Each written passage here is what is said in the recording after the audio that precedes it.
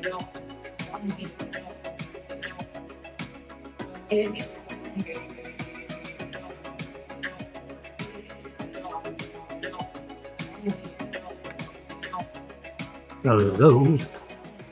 Hello, everybody. Got in here just under the wire.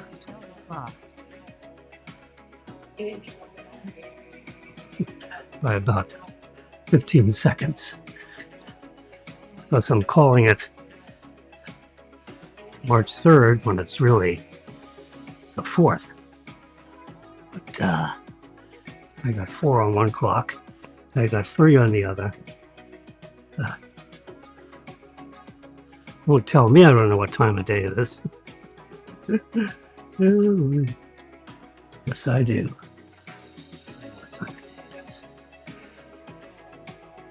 It's the 4th.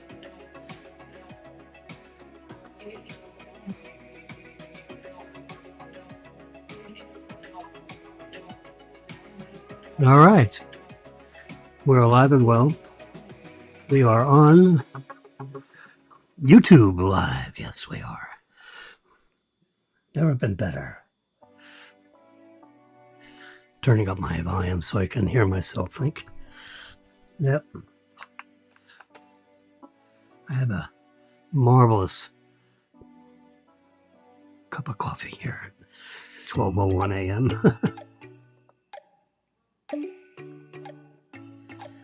Senor Ordonez would not be happy with me, my cardiologist, having coffee at 12:01 a.m. But it is magnificent. Here it is. It is the breakfast blend. Look at that logo there if you can almost see it. Yep. Starbucks breakfast blend. I drink it all day long, or morning, noon, and night. This is my night. I'm on my night version here.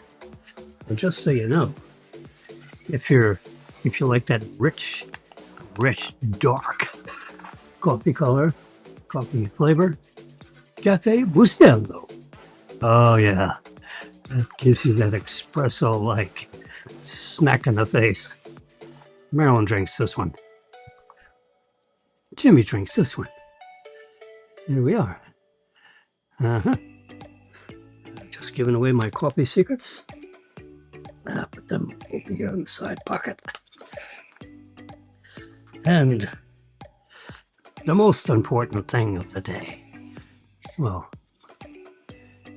I don't know if it's the most important, but it's important. We have to swap cameras. Here we go. I like to be right of middle, if you don't mind. Yeah, recently saved. There we go. I have that one. And we do that. Then we do that. We do that. And then we do that. With that rich, dark flavor. There it is, the 4th. I've got it. So we're the 3rd, we're the 4th, we're the 4th. That's total of 3 a.m. And in my secret envelope right here, you can barely see it, so my special lock. In case I can't find it, I put a green dot on there. Open it up at the green dot.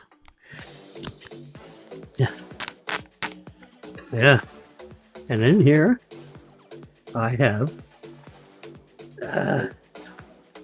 my secret pair of Mega Millions tickets, which are likely worth nothing. Because there's a 23-to-1 chance that anything happens, which means not much is probably going to happen. But here we are. Bingo. This is Mega Millions night. So 1 hour and 4 minutes ago, they drew these. Sorry. I need to bring this over so you can see every little piece of what I'm doing. There we go. I have more pixels on my iPad than are being allocated on this half of the video portion of this broadcast to both of you.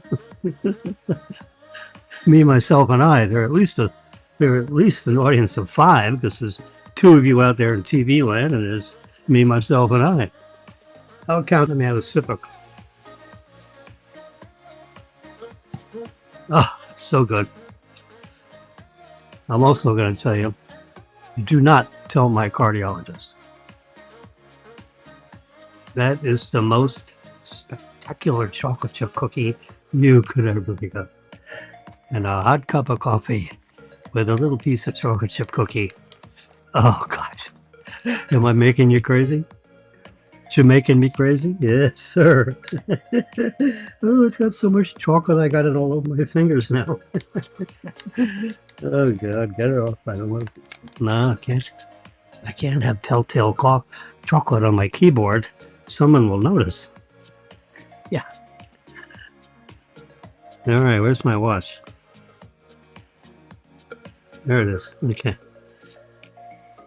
Making sure my watch is deader than the doornail, so I throw them on the little disc on the back to charge them up.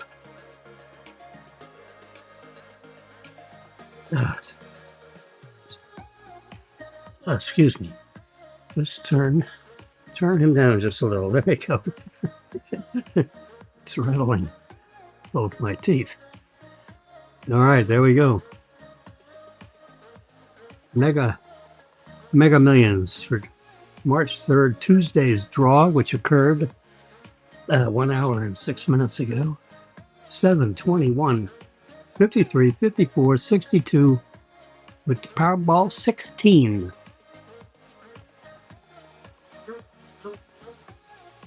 I'm looking over here at a video file of what's going on in Iran, and they show this video of a jet. Oh, the engines are blazing. It's ready to take off. Bam! I mean, it's like a disgusting video game. I mean, there's a pilot in there, at least one, maybe, probably 2, you know, with an ordnance, you know, fuel tank full of jet fuel number 2. It's all ready. They're getting instructions from the control tower, and bam! Woo! Yep. I mean, and they do it slow motion so you can see the bomb coming down from the heavens. Yeah, I mean, I don't know if it's the heavens or not, but that Soviet jet probably is in the hinterlands. Just think of all the time it took to train the pilot so it knew how to, you know, do whatever it was doing. Yeah. No, hey, that's what you get. Don't mess with Texas. Don't mess with Trump. He's on the warpath. You better duck. And he's basically your 20-hour-a-day guy. So you tuck yourself in for your 4 hours nap, and then get to work. Yep. It's Wednesday the 4th right now. Yep. And 8 hours and 52 minutes. I got my housekeepers coming, so I think I'm going to be running all night tonight. Look at that! I got my pet packet. I tell you what, this daughter Robin bought me a Cavalier King Charles Spaniel. And I've come to find out that a lot of people don't know what the hell that is. I don't know. To me, it sounds like, you know, something you order for dinner. Great hell. It only weighs 5 pounds, so it's a big dinner, but Oh, God almighty. Don't talk that way about your dog. There's my new puppy dog. Look at that. It's got, almost looks like it's got blue eyes. That would be totally cool. It's got a necklace on. It's a little girl, yes. Parade. See that P there? Parade. When you buy the dog, you pay it through Pet Pay, of course. How else would you pay for a stupid dog? Pet Pay. Pedigree is the Cavalier King Charles. Daddy weighs 14 pounds. Mama is 16 pounds. The little booger's name is Honey for the honey collar. 5 pounds 1 ounce with papers. Yes. Do you have papers or no papers? Do you have any relatives in Germany with papers?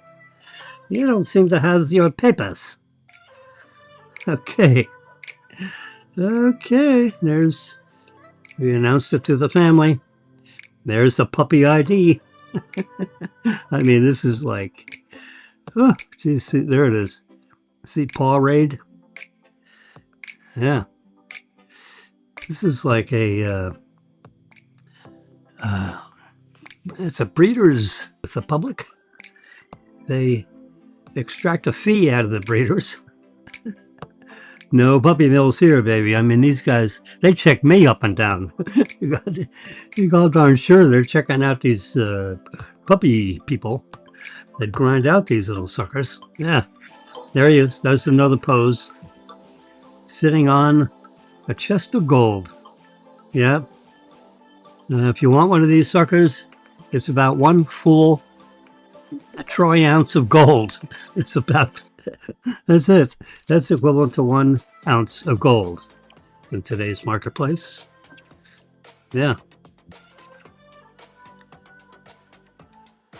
So that's the latest news. And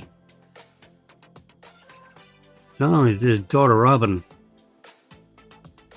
yeah, see, there you go, see, Paw Raid. You know, I'm sure the, what do you call it? The breeders. The breeder happens to be this breeder. This is the boy dog. This, which is the sister dog. This one was born 1/1/26, New Year's Day. This little guy popped out and said hello. Yeah. Female Cavalier King Charles Spaniel. Yep, that's it right there. That is the boy. That is not the dog we're getting. That is her brother. I should have said Robin's son, but I want to, you know, come on. We can't break up brother and sister. Let's get both of them. Yeah, what the hell? Since you're paying, you might as well. Anyway, that was taken care of, as you can tell, on the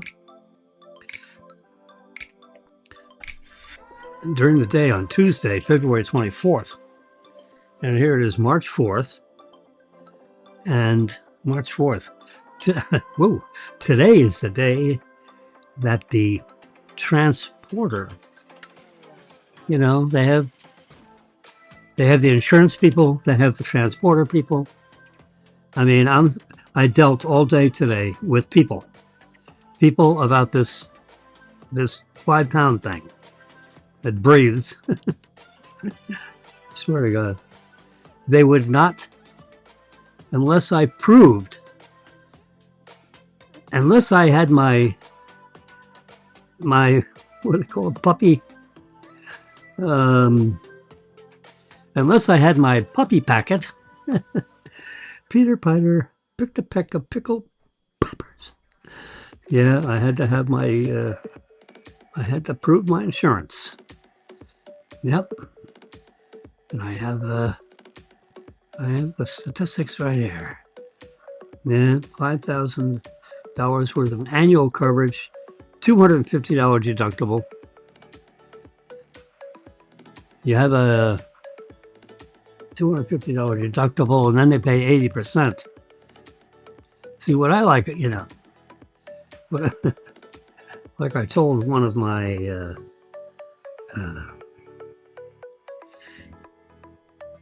of my other children, I basically said, It's something. 12:15.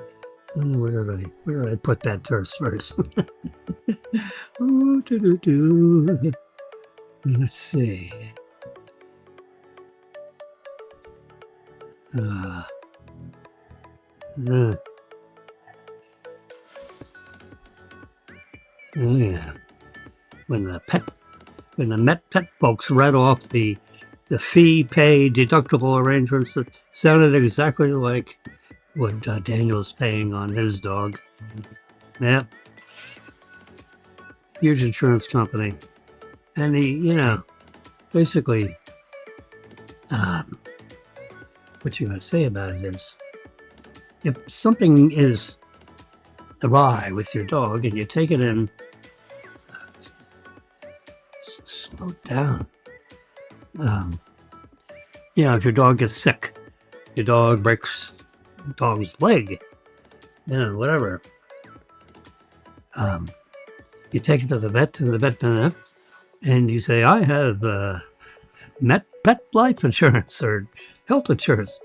Met Life Pet. Um, what the hell do they call it?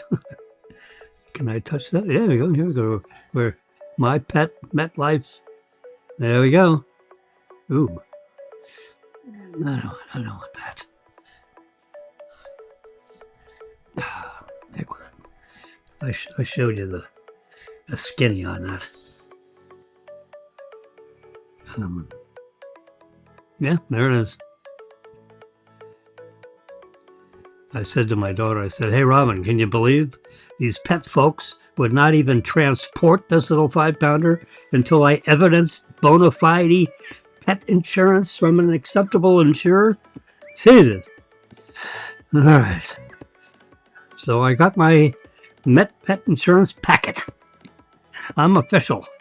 Oh, yeah. And, sir, what is it? Credit, debit, send gold coins, whatever.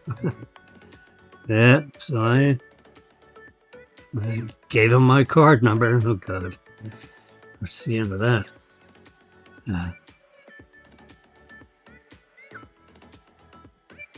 So today, we'll get back to the important stuff, but today is right now. Look up. If you're anywhere on the East Coast, if you're anywhere probably, look UP and you'll see this beautiful full moon. Look at that. Pretty snazzy, huh? Yeah. Full moon, the full worm moon. You know what they call it, a worm? Because it is 100% full. That's the first time you see 99% a lot on my moon application. Oh yeah, I have a moon application, of course. Come on, this is Jimmy Photo. You don't think I wouldn't have a moon app? Of course. And it doesn't mean drop trowel and bend over. This is the moon, MOON. That big guy, 239,000 miles away. That orbits the Earth, with a slight 23 degree. Is that 23-degree angle, or that's the Earth to the sun? Yeah, the poles. North Pole is a little 23 degrees cockamamie to the right.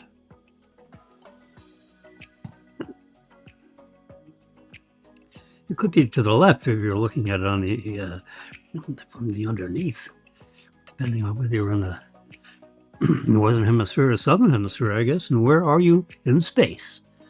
Yeah, we have to think about things other than, on the ground. I mean, there was a time we thought the Earth was flat. Well, we found out that's not true. It can't be flat.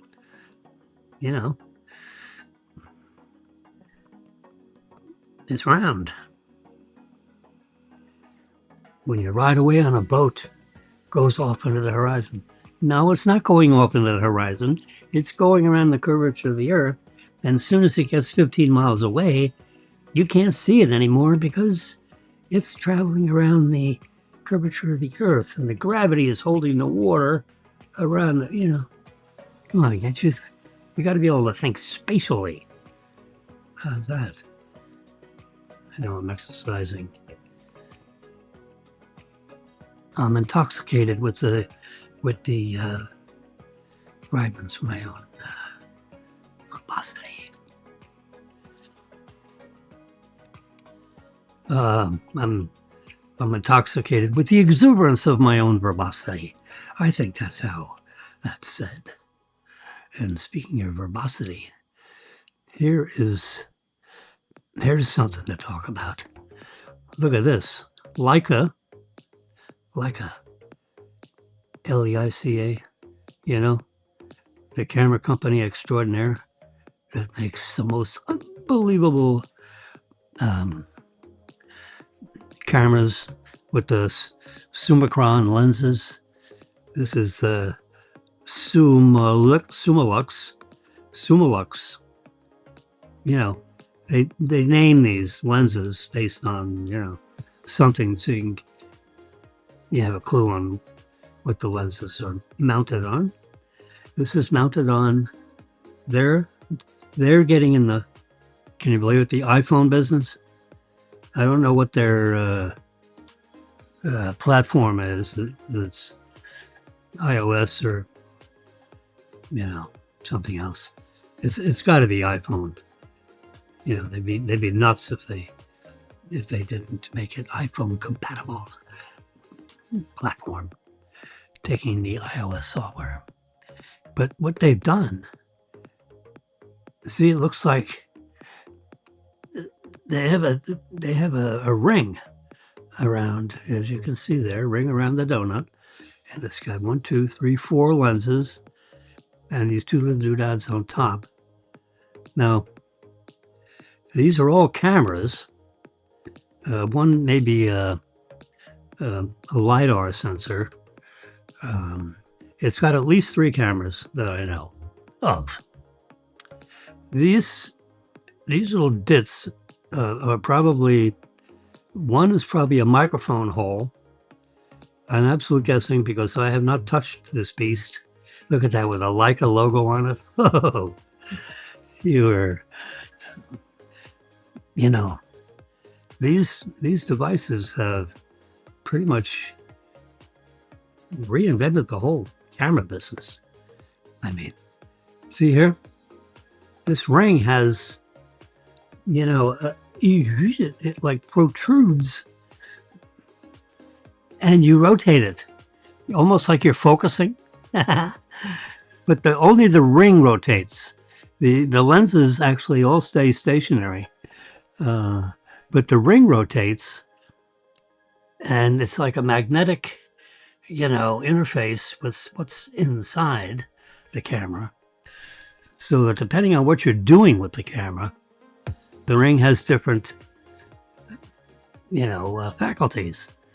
Like if you're looking at something and you have the zoom function open, the lens will zoom, in and out. So you get, a wide field of view or a narrow field of view.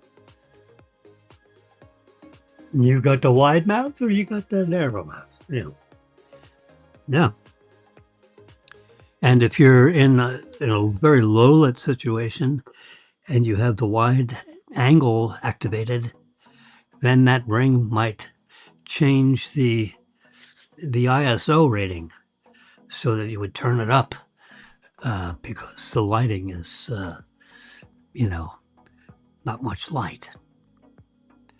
So there you go. There you can see what that baby looks like in someone's hand. It has the same footprint, as my iPhone here, which has cameras extraordinaire. I'm not too sure who the lens manufacturer is with the iPhone. If I were a guessing man, I'd say it's Sony because they have perfected the miniaturization of lens grinding. I mean, we're talking really small stuff, you know. And the imager itself is, I'm pretty sure, manufactured in the iPhone by Sony, Sony. So they know how to make cameras with lenses and zoom and all the things, brilliant colors and everything, and the software and how that all interfaces. Next year, actually this year, oh, how time flies. My God, it's March already. March, April, May, June, July, August, September. 7 months. Seems like I just did 7 months last month. Can't be. I mean, every year clicks on. Woo. But now, they click on and on and on. AI, keep on clicking, baby. The alternative is a whole lot worse. I'm not ready to give up the ghost. No, I got too much to say. I just don't have as many people listening. They're dying off like flies. Yeah, all these young kids, they know how to do this crap out of the box. Yeah. Us older people, we gotta read about it. So I clipped some stuff out of the amateurphotographer.com magazine thing that wrote a nice little article about the Leica camera. See, look at that, 200 megapixel. Can you imagine 200 million pixels in something that's the size of your fingernail? The lens, the largest lens aperture goes from f2.39 to 2.96. Yeah. The Leica telephoto camera is the equivalent of a 75 to 100 millimeter iOS, what do you call it? A focal length. Then it has it has a Samsung HPE image sensor. They're probably very good at that. Also, for the second camera, rear-facing camera, as they call it, is a 50 megapixel camera with f1.67. I mean, that is a really big lens on a 35 millimeter camera. Yeah. It's the equivalent of a 23 millimeter field of view. So in a standard, I don't know what standard is anymore, 35 millimeter chassis camera, like a Nikon or a Canon, like you see with the sports imagers on the sidelines of the football games. Yeah. Probably a Canon camera with a big beige lens, you betcha. Well, an f1.67 lens on a camera that's like a Nikon or a Canon or a Sony mainframe camera would be a 5-pound lens. Yeesh.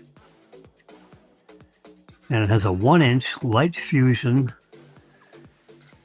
1050L image sensor. Okay. They're referencing everything to iOS. So they call it OIS. Maybe that's something that Samsung has adopted as a nomenclature. I just see those 3 letters and I think iOS. Yeah. The operating system of the camera. The third camera is a 50 megapixel f2.2 Leica ultra wide lens with a 14 millimeter equivalent lens on that's in front of the imager. Yep. And it has a Samsung JN5 image sensor, it says right there. And the fourth camera, you imagine it has 4 cameras. Now this is the front-facing camera, meaning the camera that faces you when you do a selfie. That's a 50 million pixel. It used to be 8 megapixel, then it was 12, then it was 16. Well, it's 50 million pixels now. f2.2, which is incredibly what they call is a fast lens, which lets in lots of light. So it's very good in low light situations. It'd be the equivalent of a 21 millimeter lens if it was on a 35 millimeter standard camera that I just referenced. Yep. And it shoots 8K videos at 30 frames per second. Wow. That's a mouthful. See, it has very bottom there, 6.9 inch diagonal viewing screen on the front of the phone. So I haven't heard much about the phone part. Actually, I was zeroing in on the camera part, so that's smartphones for photography. Xiaomi, Xiaomi has produced some of the best. Yeah, I should know. Let's see. I should know what what company that company makes for the Apple type systems or the competitive format, which is losing the format wars. I wouldn't get anything but an iPhone oriented because it's they have the apps are really quite good. The software is really tight, which means there's nothing. It's not loose. Yeah, loose and tight. It's not loose. It means that the bad guys, can't get in it, and it's really hard to hack. It's extremely hard. Ask him. He knows. Yeah. Harrison Ford, when he was a young lad in 1984, Indiana Jones, The Temple of Doom. Yeah, I mean, he did some great movie making. He didn't make a lot of money in those early movies. He made like nothing. They paid him $10,000 on his first movie, which is a super, Star Wars movie. His fee was $10,000. He was a lead character in a stupid movie. They stole it from him, man. They cheated. Yes, sir, they did. Anyway, where was I?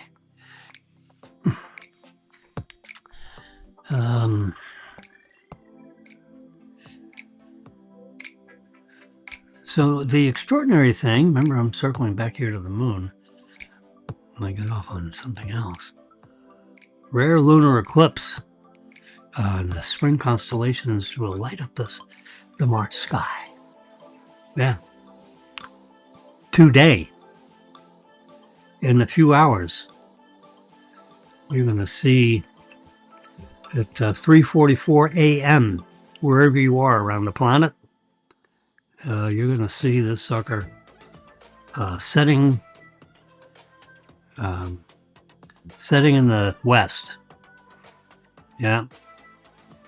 Because at 3:44 a.m., the sun is over here, and then the moon is over there, and it goes like this, with the earth in between. So there comes a time where it's a lunar eclipse, and it's all about the moon. And what's being eclipsed is the sun is being eclipsed from the perspective of the moon, which means it goes dark. Around the edges, the Earth is casting a shadow on the moon because the Earth is getting in the way of the sun, blocking the light to the moon. That's why tonight it was 100% full. How can it be 100%? You know, if that means the Earth is right on the edge of that moon thing. So, if you were on the moon looking, at the sun, the Earth would be getting in the way. So if you're on the moon looking out in outer space towards the sun, that'd be that big bright thing out there in your face, burning out your eyeballs because you're in space. All of a sudden, the Earth gets in the way. Yep. And the sun casts a big shadow on the moon because you're on the moon. So all of a sudden, you don't see the sun anymore because the Earth's in the way. Now, if you're on the Earth looking towards the moon, it looks like the moon is now getting dark because you're on the Earth and you're looking at the moon, but the sun is over your shoulder. It's behind you. So, in a sense, it's behind the whole Earth, actually. You happen to be standing on it, looking up or over, whatever. And because the Earth is going to cast a shadow on the moon would be ordinarily illuminated very brightly as a full moon. And then all of a sudden, it turns this deep reddish color because the edges, and so why that color? Well, because the Earth has an atmosphere of oxygen, nitrogen, mostly, and then a few other heavenly gases, making up 99% of the atmosphere, and then 1% is shared with a whole bunch of other noble elements that we can breathe and live with. But when the light goes around the edges of the Earth and the white, let's just call it the white light, 8,000 degrees Kelvin, goes through the edges of the Earth's atmosphere, and that's what you're seeing in the bottom of the moon, that's the, part of the shadow that hasn't fully covered the moon yet. So you're looking, the sunlight's going through this atmosphere that basically is, red, green, and blue, or green and blue. And that part of the color is being absorbed by the atmosphere. And then you see this reddish because that's what's left of the color spectrum. By the time the light passes the Earth on its way towards the moon, traveling at 186,000 miles per second. Or 300,000 kilometers per second, if you're into kilometers.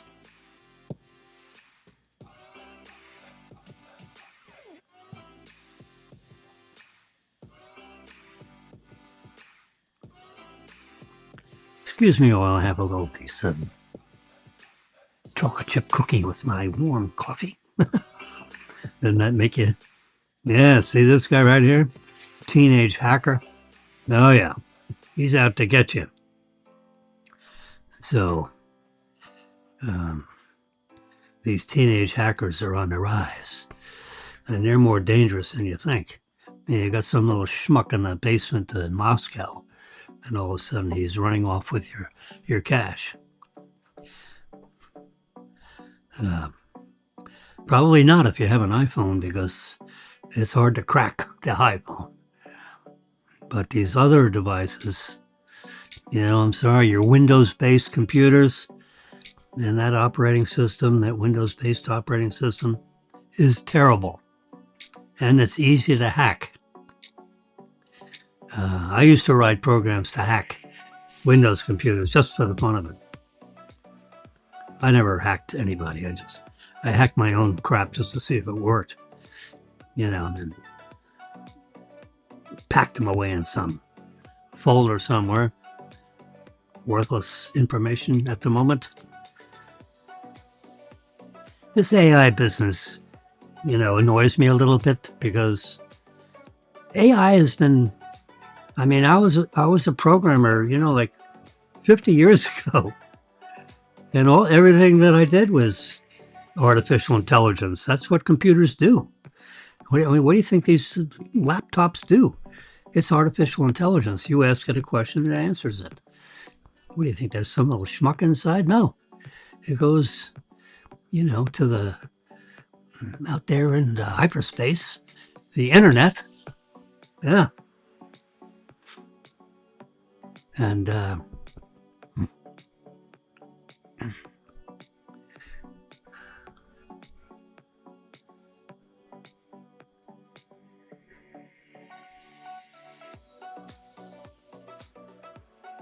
here's an article. I'm just looking through some of these magnificent. I do clips. I read like crazy. And I read something, I say, hey, that is really good. So I clip it. I do a print screen. You hit the top button and the side button, hit it at the same time.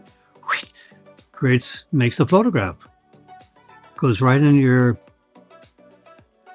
what do you call it? To your photo library, your photo folder, and you can, make it bigger, make it smaller, size-wise, whatever. Trim the top part of whatever. And best American-made electronic vehicle, the Tesla Model 3. Oh, yes. Tesla. Yeah. You got a lot of people that are cranky about Tesla. I have driven all the cars. Not Bentleys. I have driven, not mine. My next door neighbor had a Rolls Royce. He said, Jimmy, take this out for a spin. I said, okay. And I drove the car around to the cul-de-sac and brought it back and put it in his driveway. I said, thank you very much. I don't want to put a dent in this. It'll cost $28,000, Yeah. I had a neighbor that had a Rolls Royce. It was in the shop. Out of a 365-day year, it was in the shop 200 of those days. You need 2 Rolls Royces, one to drive and one to have in service. And then you just swap them, So that way you can have a Rolls Royce 12 months out of the year, because there's always something wrong. It's burning too much of this, burning too little of that. Needs oil, the engine's running hot, it's running cold. This and that. Leather seats were nice. All kinds of, all the wood was beautifully done, yeah. But something about the British in the engine department, that was, not so much. Yeah. The Model Y also scored 4th place behind the Model 3 first place. They had some other car in the middle, which I never heard of. They estimated to buy this, this $3,900 that's 10 years worth of maintenance. So that's $400 a year, round numbers. Well, one had, it was $399 and the other was $398. They're like splitting, this is the best one, $3,200. So that's $3,200. That's $320 a year, as opposed to, $390 a year. Yeah, so it's one more filter. Yeah. 10-year period. I tell you what, I drove one for 6 years. You know how much service it was? 0. 6 years of driving, 0. Now, the Tesla that I have right now, I can't say that because the computer went kafooey. So they ordered a new computer and they had to replace the computer. Something went wrong with the computer. So they figured, we'll just replace it. There was one it was one component, one section of the computer board that wasn't receiving a signal correctly from, what was the problem? Oh, it got stuck on software. It wouldn't download new software. It was, software that was in there was bolted down. You go online to try to download the new software, it wouldn't do it. It download about 75% of the way and then just stop. Not supposed to do that. The car was actually operating just fine, but I couldn't update the software. And part of the magic of that car is you have to be able to, download the software, of course. Update the operating system in the car. It's like driving an iPhone with wheels. Because Elon Musk got that idea from Apple, from Mr. Steve Jobs.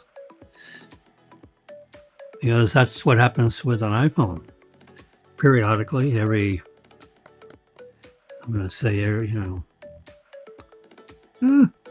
operating system with Apple's, maybe once every 6 weeks, you get a optional download if you want. And, maybe every month, maybe every 2 weeks, it depends on what's going on. But Apple keeps up their firmware. They call that the program that goes inside the back end of a device that, has memory and computing power and all that kind of stuff. So, in computer parlances, you have the apps, which is software programs, right? And you have the firmware. Firmware is like under my pants. Yeah, that's the best way of explaining. It's like under my pants. It hangs around under your pants. You can't actually see what's going on, usually, with under my pants. You get all dressed up and your under my pants gets covered by your pants. And your under my shirt gets covered by a nice shirt. Maybe a tie, maybe a jacket, maybe even a vest. But you're under my pants and you're under my shirt. You can't, they're like, they were white, but now they're yellow white, even though they're clean. Those things. Yeah, under my pants. Well, that's in the computer world. That's the firmware that goes behind the scenes, in your behind. And the apps is in the front part of the memory module, which, controls what I'm showing you right here. This is computer programming. The firmware is managing the operating system, so it knows that the F key is right there and the G key is right there. ASDFG, semicolon, LKJH. Remember that in typing school when you're in 6th grade? Ready, begin. And all the keyboards go. Yeah, the mechanical typewriters. I mean, it was like a thunderstorm of key pressing.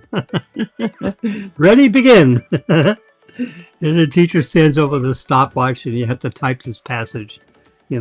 All good men come to the aid of the country. All good men come to the aid of the country. Oh, how far we have come. Now it's all electronic. Yeah. We don't have this. My grandfather invented the typewriter. He is turning in his grave right now. He did. He invented the portable typewriter. He handmade it on his metal lathe in the basement of his two-story townhouse. In the basement, he had a metal lathe, which is a device that spins and it cuts metal and all this kind of stuff. Cuts stainless steel. So he made the Underwood portable typewriter for the Underwood company. Not known today. It's probably HP. One company buys another company, who buys a company, buys another company. Yeah, it's probably HP. Hewlett Packard. Hewlett Packard, Underwood, they're all, three friends. What's a typewriter here and there between three friends? Yeah, my grandfather got a pat on the back. Good job, Daniel. His name was Daniel Lawrence Bayliss. You can look him up. He invented, it's my mother's father. Okay? That makes him grandpa to me. Mechanical engineer he was. Yep. I'm a biochemical. I take biochemistry stuff apart. My grandfather took mechanical things apart. I took chemical things apart. Yeah. I specialized in poisonous gases. Honestly, I actually invented a device and filed for a patent, or my university did, but I wrote it, I designed it, I invented it. What did I invent?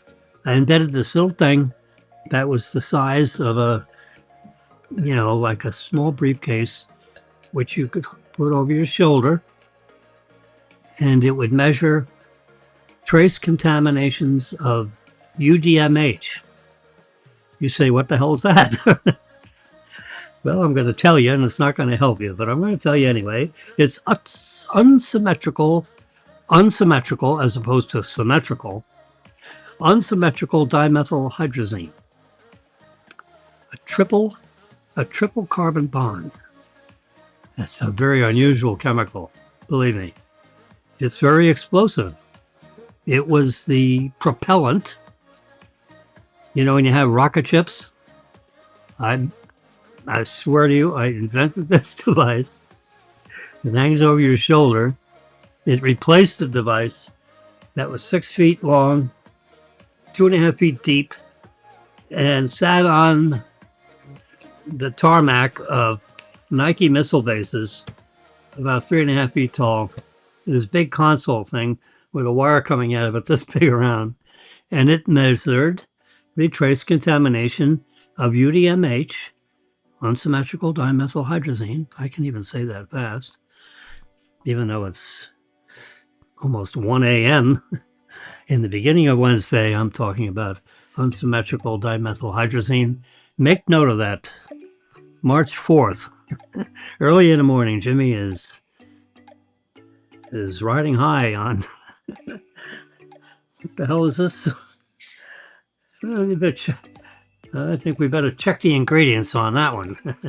Yeah, breakfast blend. Okay. I think I'll go have another cup. Yeah. So the notion is, wouldn't it be a lot easier for, Nike missile base? Nike is a missile that pops out of the ground in Kansas City. All of a sudden, shit starts to, it's like, except it's not a Roman candle. It's a missile, a rocket, a miniature rocket. Call it a missile. And then the nose cone is a, laser and visual GPS, like a little electronic pilot in there. Anyway, the propellant was UDMH. They took the first letter of all four of those words, UDMH. So quickly you say UDMH, unsymmetrical dimethylhydrazine. That's a lot of syllables. So just call it UDMH, Jimmy. You learn how to spell it for your test, but if you don't mind, stop saying that word. Anyway, the propellant in a Nike missile base is UDMH, and the oxidizer is liquid oxygen. Yeah. Mix them together and light a candle, and it goes,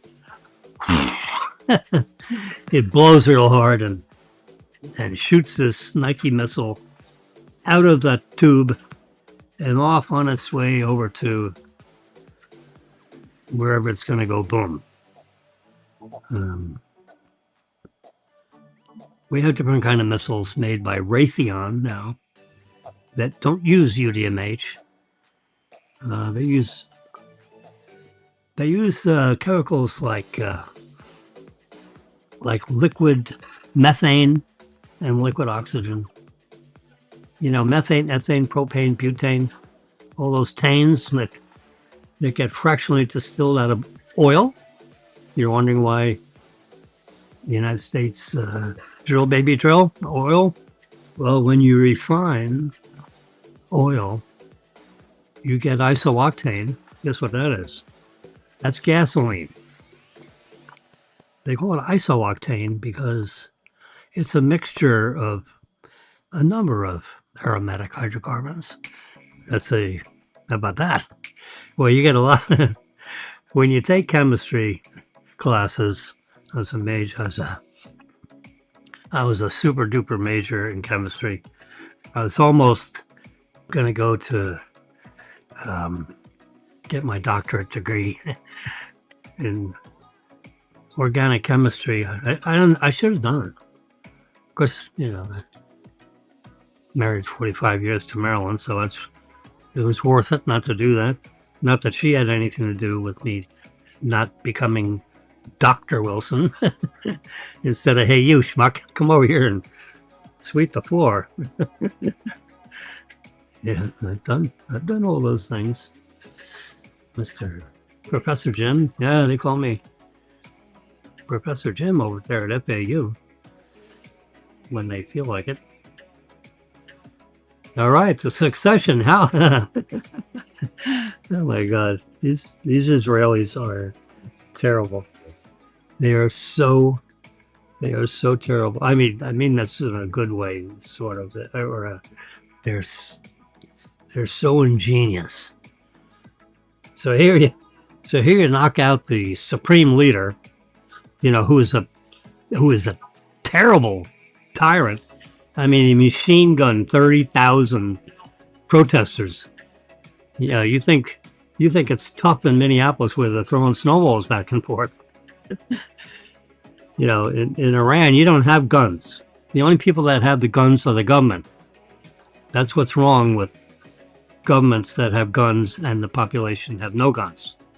That's one of the reasons why our forefathers, exactly 250 years ago, where's my little stack of coins? And in this, I have a commemorative. There you can see it. See, it says 250. This is a commemorative 250-year coin. Whoops, it's upside down. There we go. You can see the eagle on one side. It's not in focus, but you know, because I haven't focused on all my other stuff here, and I don't want to refocus the lens. So if you have dinner with me, I'll give you one. There are only two of you listening to this, so what the hell? Come on over and I'll give you a coin. I had dinner with good friends Saturday night, and I had 3 coins in my pocket, and I forgot to give them out. I got home, I'm emptying my pocket, and I'm like, God darn, I wanted to give these coins out. Yeah, I got these coins, so I give them out to my good friends when I have dinner with them. And Jimmy forgot. Yeah, it's a senior moment. Anyway, the succession, how the succession runs in Iran, that is, now there's a topic for you, huh? Woo! Well, it ain't easy being an Iranian, I can tell you. Because, yeah, let me just, let's do a little, how do I do this? Make this full screen. There we go. So now I can do this because you need to see this one. How succession works, how succession works in Iran. Now, who could be the country's next supreme leader? So anyway, the Ayatollah Khamenei, who had 37 years of power in It's 1 o'clock. in the government of Iran,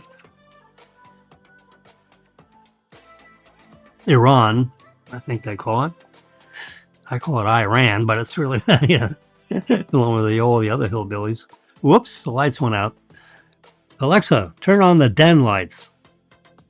Okay. Ah, and there was light. I have Alexa on everything. Alexa, flush the toilet. No, I'm sorry. It's going to come back to me and said, we don't have a command for that, sir. Anyway, how the succession works in Iran and who will be the next supreme leader? Well, you see all these guys? You know that they, Allah and praying and all this stuff. I don't understand the culture, so forgive me, all you Iranians that, you know, I'm not trying to disrespect you. So you have all these guys. And there's 30 or 40 of them. And they're all voting on who the successor is going to be to the man that's in the front. And the Israelis spotted that meeting, sent the GPS coordinates, and BAM! Blew up another layer of of clerics.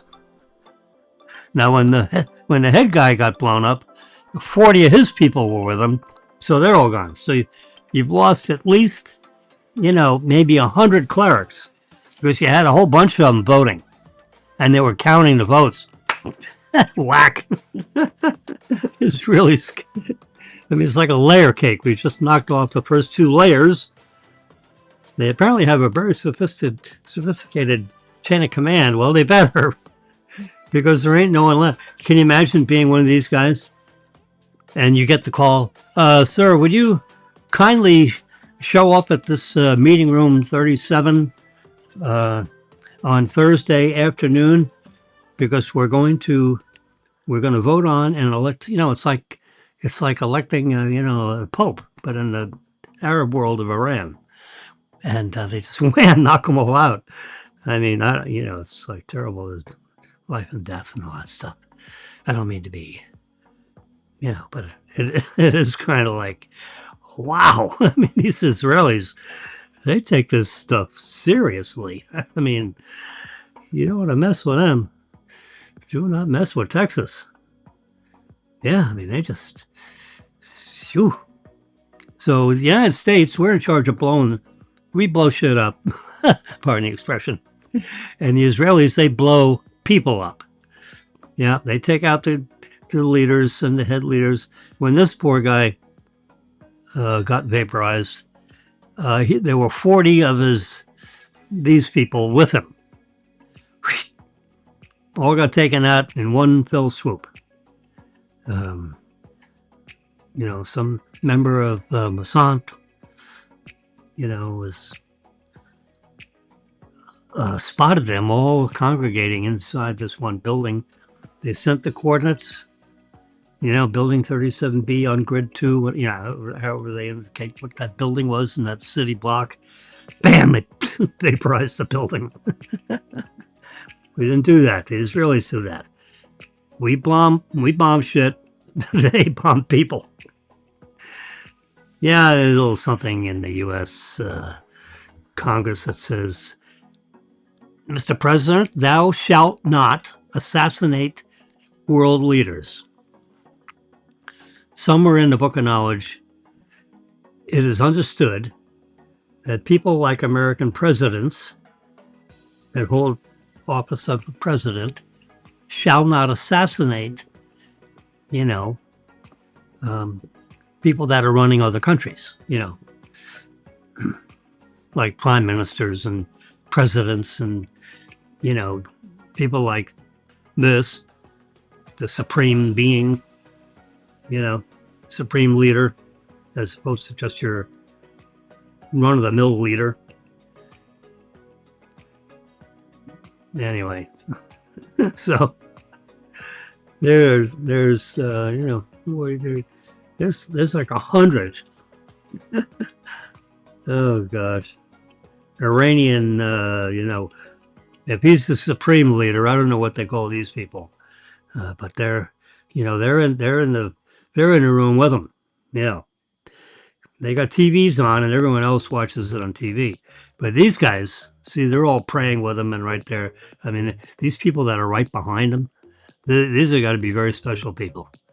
Well, they're gone because the Israeli jet airplanes flew right by that building, and laser guided munitions just whoosh, went in the front door of that place and vaporized everything, including the building. Leave, and it was, you know, they don't leave it to chance. You know, they'll drop, you know, like a 2,000-pound bomb on top of it. So when that, the shockwave from that will blow out all the windows, you know, for a mile all the way around. You know, it's serious. You think, you know, some of these fireworks displays that we have over here in the United States, when July 4th and all that kind of stuff.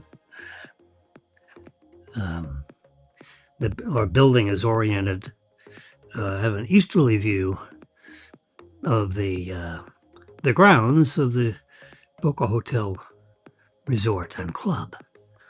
There's a nice golf course and tennis courts, and you know, it's an old foofy, snoofy, you know, old world charm. You know, it's been there for a long time, and it's a historic place in Boca Raton. We got married there, actually. How about that? Yeah. Yes, sir, Bob. 45 years ago in the gardens of the Cloister building. Yeah. And then we honeymooned right in the beach club, the Boca Hotel Resort and Club, the beach club they called it, which is, you know, like hotel, you know, really fine modern hotel accommodations over on the beach. Yeah, we were talking about that when we were over there one evening having a cocktail. And they're saying, oh, yeah, we're renovating it. And, you know, like it's a piece of crap. It was brand new when we were in it.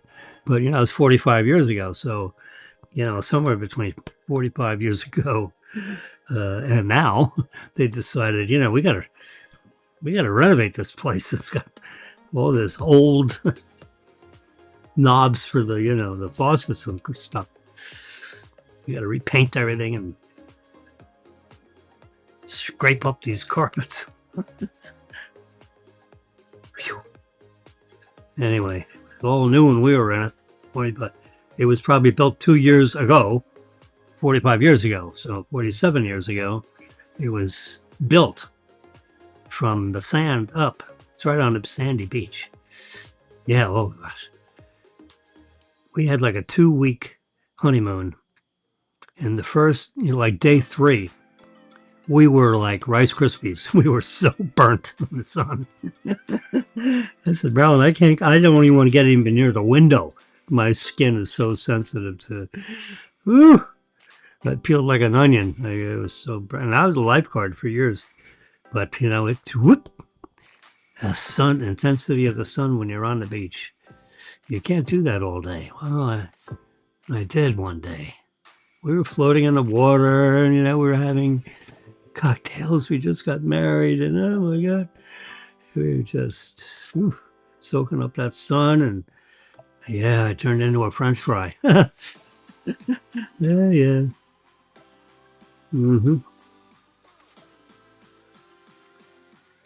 Anyway, so the clerics, they're running out of clerics over there. You know, I don't know how these people think. You know, I mean, they're all devastated and all this kind of stuff. So, you know, you got to go back Yeah, 1, 2, 3 rows. You know, these rows, they're like 50 in a row. So we've knocked out the first 3 rows of people. You're getting down to the people that aren't even in the photograph. You're getting back to this guy, just the hands. I don't know what they're doing. There's something. I'm being disrespectful again, James. Come on. They're praying, and they, you know, the English people with the Pope, they do it this way. You know, the Arabs, they do it this way. It's all the same thing. They got a supreme leader. We have a Pope. You know, Catholicism has a Pope. In the world of Iranian, you know, hierarchy in their church, in their religious ceremony, they have a supreme leader. That's all. We call him the Pope. Instead of a white turban, he's got a black turban. I think it's black. It looks dark blue, but it's probably supposed to be black. It's to be color corrected to black, I think, probably. They may have several colors, but that means a black one. And I don't know what they're facing. There's something in front of them. I don't know if it's a statue or I don't know. Anyway, he's gone. And all 3 rows of people, they're gone. Because they were all voting on the next one, and they took them all. They took all those people out. So you're down to, you know, you're getting into the second row of 100 or the third row. So I don't know if I was one of these guys, and all of a sudden I got the text message. We're meeting in room 3701 at 9 a.m. And you know. Hey, Marilyn, you want to take that call and tell them I don't feel well? Because, you know, you got like a target on your back. You're going to get blown up. Because these Israelis, you can't eat together. They know what we do. You know, people are watching us. You know, it's tough to have a meeting. You know, because it's like ants. You know, when they have a meeting, they're all coming from different directions, right? And yeah, they're coming from this way and they're coming from that way. Well, when you're looking at a satellite, and they probably have a room that's tuned into a satellite. You know, you see these videos of these explosions. I mean, that's all like telemetry. So you have, you know, maybe 100 or 200 people with good eyesight that are watching monitors, and they're watching, you know, they have this whole territory gridded out into 200 squares, and you're in charge of square G17. And that's all you do all day long is you watch a G17. Well, if you see a whole bunch of guys, you know, like this, that are going in, you know, and your G17 happens to be right in the middle of, you know, downtown Tehran, you'd put your hand up, and a supervisor would come over and say, "Oh yeah, they're having a meeting." Put your pointer on there and hit, you know, print screen, and send that to our targeting department.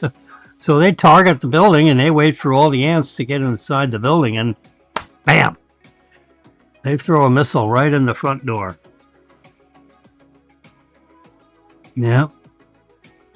It's a serious video game, you know. But that's what's going on. And if you're on a ship, they have these big screens. The satellites are looking. You can't. It's hard to not be seen by a satellite. And you know, they have. You can just imagine the Israelis. They have spotters. You know, they have people, Iranian people that, you know, feel the way a lot of other people feel. I mean, you know, you have this side and that side, right? There's always another side to whatever side you're on, right? And so they're watching out, And if they see a bunch of people going in the building that's in, G17's TV screen, they'll send them a text message. Hey, G17, take a look. Take a look on this building. There are lots of people. There are a lot of clerks going in there. Something's happening. And they'll target that building and it'll be gone. And they just vaporize the building. I mean, they have explosives. You think C4 is bad? Well, they're probably up to C12, that you never heard of. C4 is like, 20-year ago plastic explosive. That's what the general terminology of that is, plastic explosive. It's kind of like plastic, but it's unstable, and you can mold it. If you chill it down a little bit, you can mold it into different shapes. I don't know if you remember. I mean, this is another Israeli. These people stay up all night thinking of ways of trying to stay alive. There's just 6 million of them, and everyone hates them. They're smart people, I tell you. I've met a few, including a retired general in the Mossad, who is a wealthy guy that I actually financed. He was buying 4 or 5 condominiums for his family, including himself and his children and a couple of cousins. And he was building 4 or 5 single-family homes. And he wanted me to supervise the construction as a banker, not as a contractor. So I watch over the shoulders of the contractor and make sure they were building the buildings according to plan and spec. And make sure the quality control was, up to snuff. In the eyes of the banker, I had professional engineers. They call them PEs, professional engineers, who do that for a living. I mean, that's all they do is they write reports, they take pictures, and they verify, certify, and otherwise examine the way contractors build buildings and make sure they're built according to the plans and the specifications, the roll of plans that, everyone signs off on. They get the building permit according to the plans and specs. I mean, people go through that stuff with a fine-tooth comb and make sure, the concrete has the proper mix. They have ways of verifying that, hardness and slump. They call it slump, which measures the cement and the concrete to mix to make sure it has the right moisture content. There's a lot, when those mixers, some cement mixers that you see as a kid and as an adult, the big 9 cubic yards of liquefied concrete, which is a mix of aggregate, several powdered chemicals, lime, and cement. All this stuff is powdered. They mix it with a very specific amount of water, and they slosh it around in a cement mixer. It's even mixed in even a bigger mixer than the cement mixer, because the cement mixer, gets stuff poured into from an even larger container. Anyway, then they run on roads, and you have to keep moving it. That's why that cement mixer is constantly rotating, even when it's at a stoplight, because if it stops rotating, it'll set. And then you throw the truck away because you got this. Yeah, that's a way to louse up a cement mixer, is to run out of fuel. And that thing stops rotating. You go, oh crap, now we're in trouble. You got to dump it out of the truck, or else the truck it firms up. It crystallizes and firms up into cement mixture, and then it won't mix anymore. So you want to make sure you have two big full fuel tanks full of fuel, because you don't want that sucker to run out of fuel, because that sucker has to be mixing every second of the day until such time as you pour it out of there, and then it goes into, you know, a foundation or a header on a brick wall or wherever cement is poured for a floor, like in a parking garage. You know, that's all concrete. A special amount of aggregate has to be in there. The aggregate has to be of a specific size. Oh yeah. You can't just throw dirt in there. It has to be clean aggregate. Stone. Rocks, you know. And they're sorted by dimension. Yeah. They put the aggregate through sieves. You can't put a big rock in there. You can't have cement with a big boulder, because a big boulder will split in half, and then, you know, it doesn't have the same strength, tensile strength. So the aggregate should be small, not sand, you know, at least the size of a quarter, let's say. Quarter, nickel, dime, you know, 3 different sizes of aggregate. You can have all 3 in there. You just can't be bigger than a quarter or a $50, let's say. Yeah, depending on how thick the mix is and all that kind of stuff. But, you know, quarter, $50, silver dollar, you know, I mean, I've seen the aggregate rinsed off, and yeah, I would say a silver dollar would be about the size of the maximum size of the aggregate, and no smaller than a dime, because you don't want sand in there. That's too small. There are mixes that uses a very fine grain of aggregate, but not building a traditional building, not pouring a floor of a parking garage. Yeah. Anyway, let's get off that topic.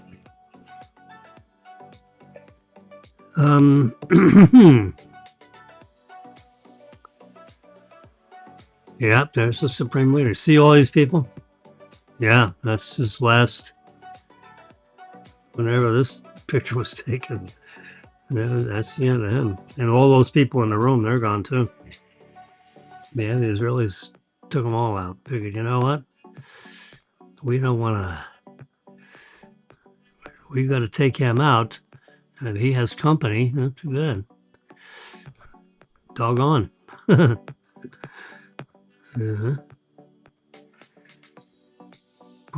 Trump goes to war.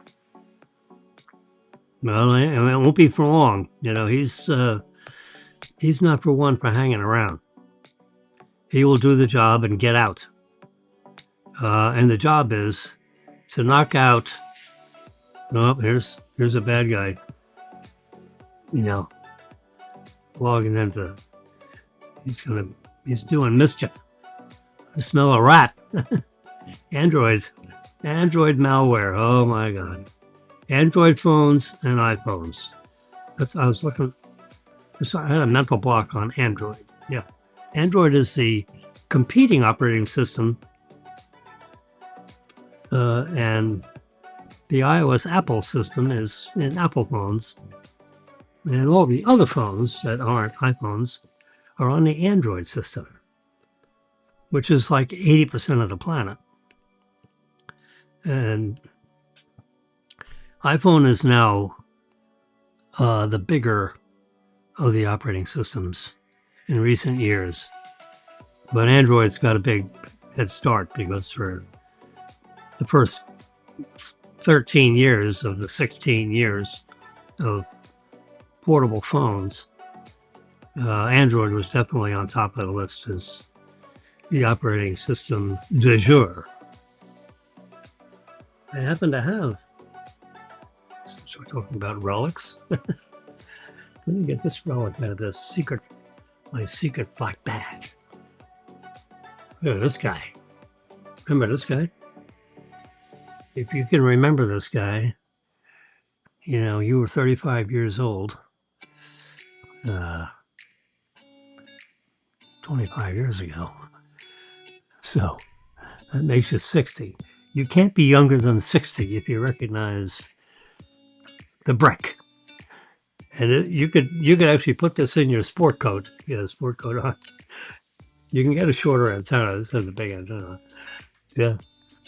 I had this right in the corner of my desk. This is my cell phone. This is the original Motorola StarTAC. Yeah, the keyboard here. You got some special keys here. The battery, here's the battery. See how we do that. Push that back. Here's the battery, slides off. I mean, this is a beautifully engineered thing. I mean, it's 1985, right? 85, 95, 05, 15, 25. 40-year-old phone. I mean, look how beautiful it is. It's big. Which would you rather carry around? This guy? Or this guy? This is a big... Yeah, I mean, the display, you got the phone number. That's all that goes up there. Yep. Anyway. You plug this in your car and you have a car phone. Yep. This cost $4,000 40 years ago. So that's 4 times, but in today's dollars, it's like $20,000. Okay. No, $16,000.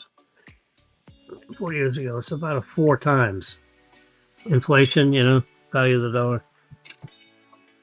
So that's like a $16,000 portable piece of equipment if you were to buy one today in $1985. Yeah. Mm-hmm. It's a 4-timer. And now we have these little phones that are now unbelievable cameras. I have a $6,000 camera behind me, the Canon camera, with a lens and the body and the beautiful 45 million pixel imager. And my iPhone is now challenging the quality of the 45 million pixel single lens reflex camera that's behind me that weighs 4.5 pounds. And you got this little sucker with 3 cameras. Each one is 50 million pixels. And of course you have the front-facing camera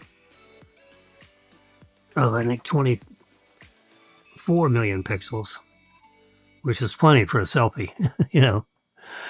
A 24 million pixel picture you can expand to put on the side of a building. 24 million pixels is a lot of dots. Yeah. Look at my kid sends me a picture of this, this dog. What the hell did he do that for?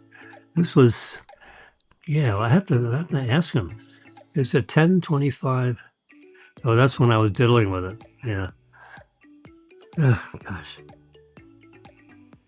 Anyway. Maybe he's just telling me. Remember, I have, in case you forgot, since I've been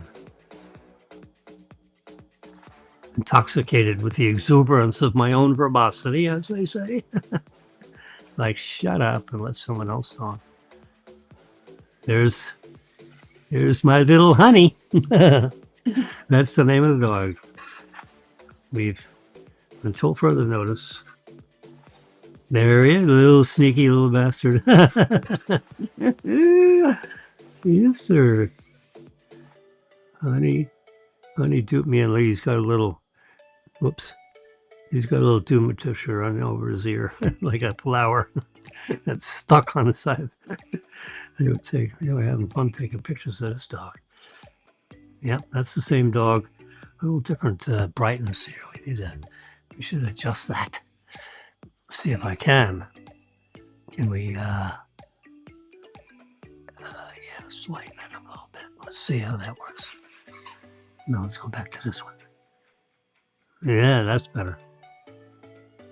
He It's didn't have 1:30.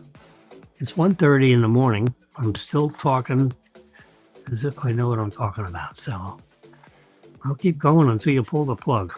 Oh, here. Let's go. Let's see if anybody has won Oops, no one has won the Mega Millions. Yeah, how I know? Because it says Friday, March 6th, $496 million. I mean, is that enough millions? Come on, guys. Someone needs to win this thing. Jesus. $496 million. That's a $500 million. That has got to get people's attention. Don't you think?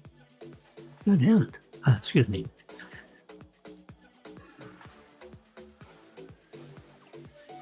$496 million.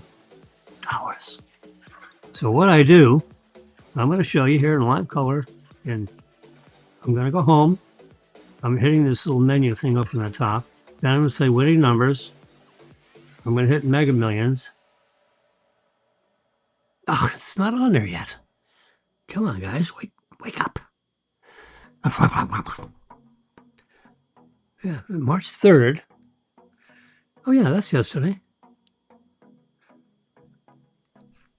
Yeah, this is what I want. I'm sorry. Excuse me. Yeah, 7/21. No. We need Friday. We need the March 6th numbers. Gosh. Come on, guys. Get with it. There we go. Let's go back home. Yeah, this is March. So the 3rd was Tuesday, and then you got Wednesday, Thursday, Friday. Yeah. So the 6th, we have a rollover, 496 million. Let's see if we can do that much at least. Let's go to our numbers.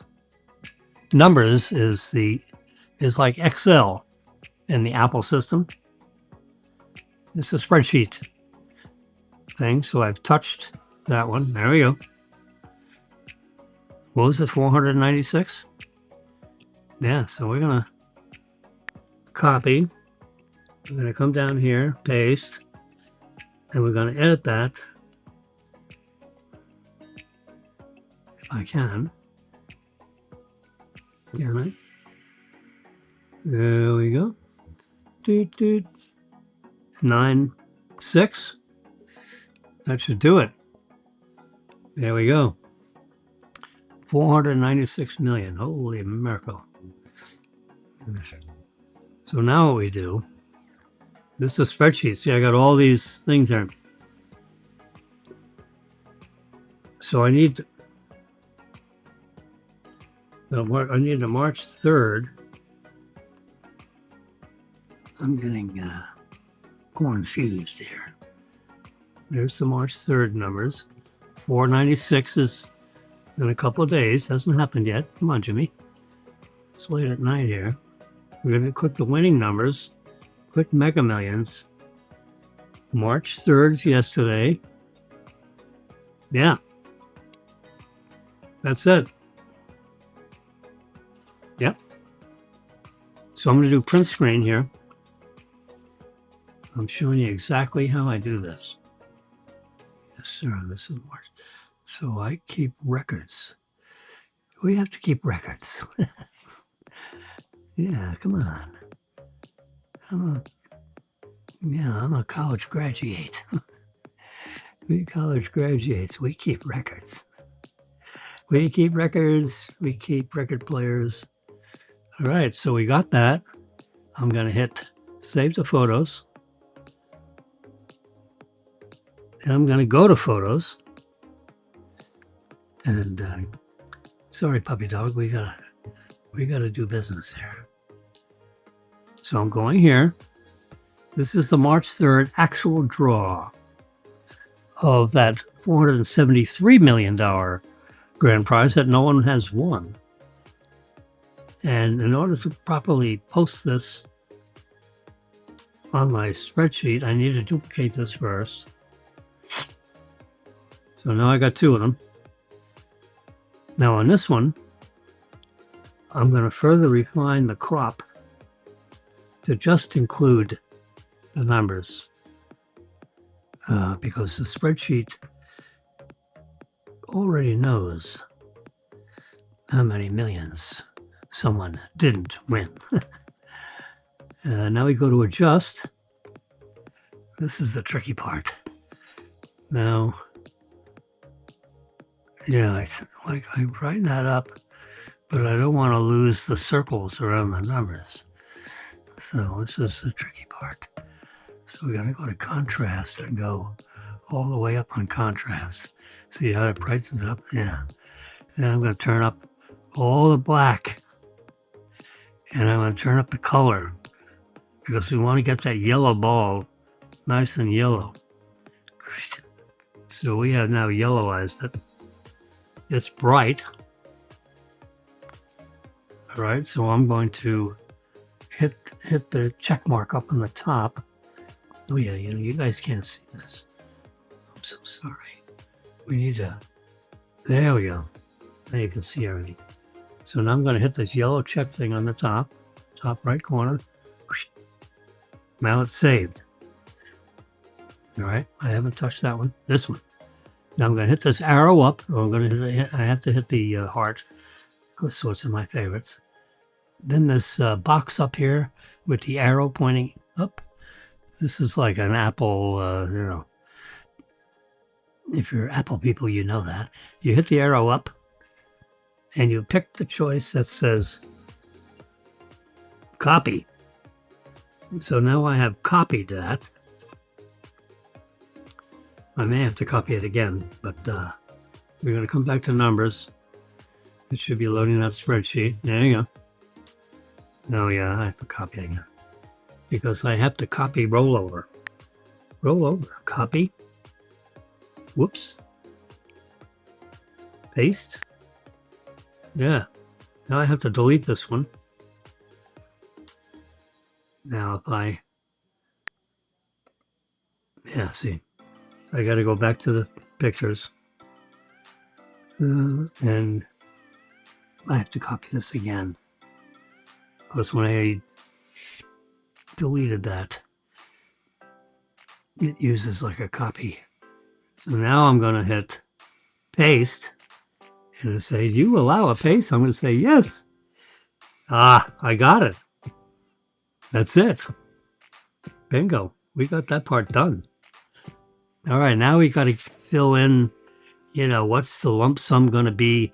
All this is calculated off of what the lottery people say, that 496 million, they expect to be the grand prize come Friday night's draw. All right.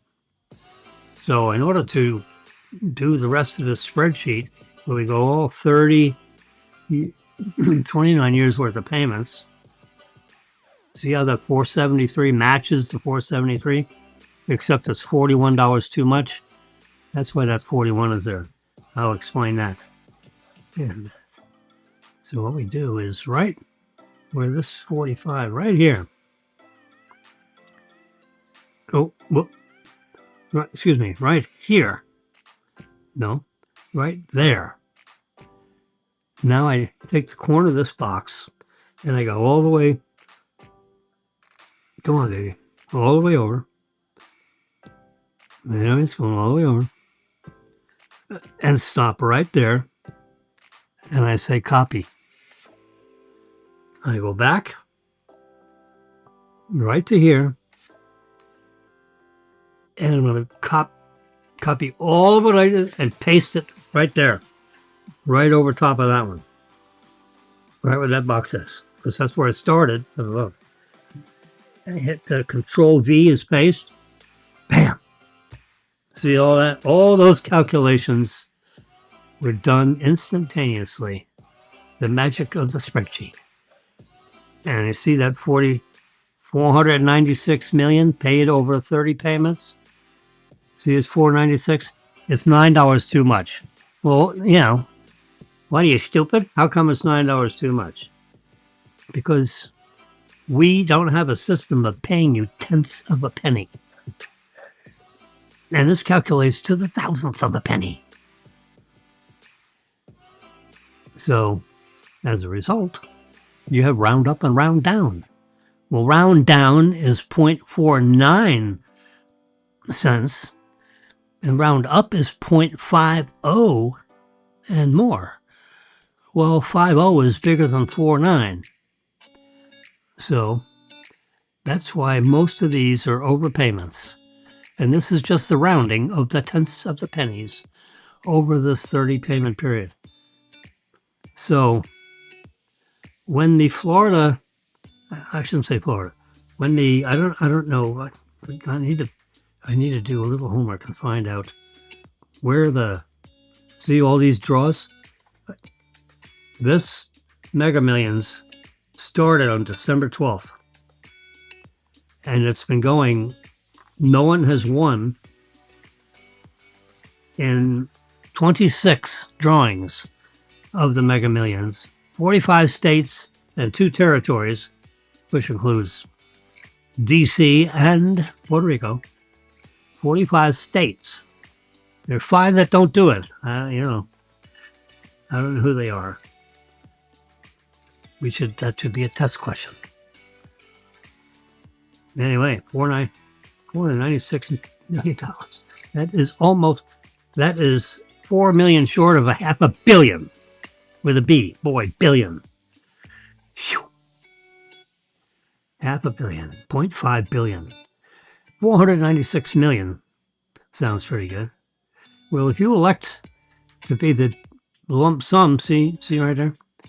That column right here, it says 224,400,000.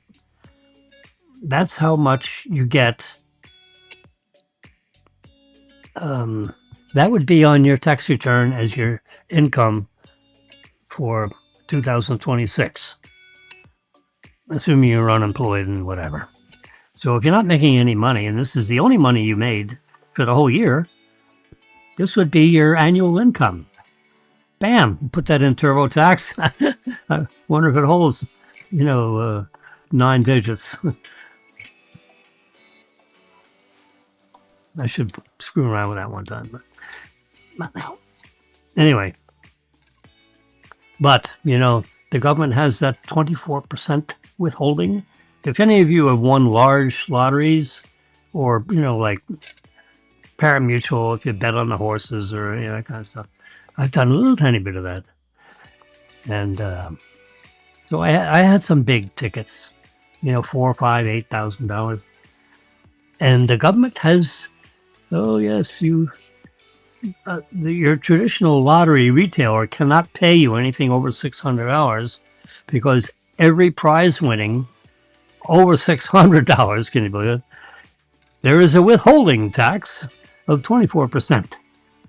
Well, the local lottery retailer, there are 223,000 of them. Would you believe it? 223,000. 223,000 lottery retailers in the 45 states and 2 possessions. That is just an unimaginable number of, all these gas stations and grocery stores and, whoever's willing to pay for the terminal and, they make 5 cents a ticket. Their fee is 5%. So $100 purchase, they make $5. If someone buys $100 worth of tickets, that'd be 20 $5 Mega Millions things. They make $5. If it's $10, they buy 2 tickets, they make 10 cents. Yeah. All right, step aside. We can have the next one. you know, they gotta ring them up quick. They don't make a lot of money on an hourly basis. But it's mixed in with everything else that people do when they buy their cigarettes and their gasoline in gas stations. Or, people that go to a grocery store and they stop over in the Mega Millions Powerball, the machines that dispense state of Florida approved lottery sales things. Lotto X. Anyway, this is Mega Millions. I don't do it I just do Mega Millions just twice a week. Tuesday, Friday, Tuesday, Friday, Tuesday, Friday. Powerball's 3 times a week. That's too much. That's too much. It's one extra day. I mean, it's like 50% more work having to put the numbers in. Did they win? Did they not win? Twice a week is enough. Anyway, 224,400,000 would be your income. And I need to copy these. I need to copy. Copy. Ooh, let's see. Oh yeah, I gotta go down too. Paste B. Then I take this screen, copy, put that down.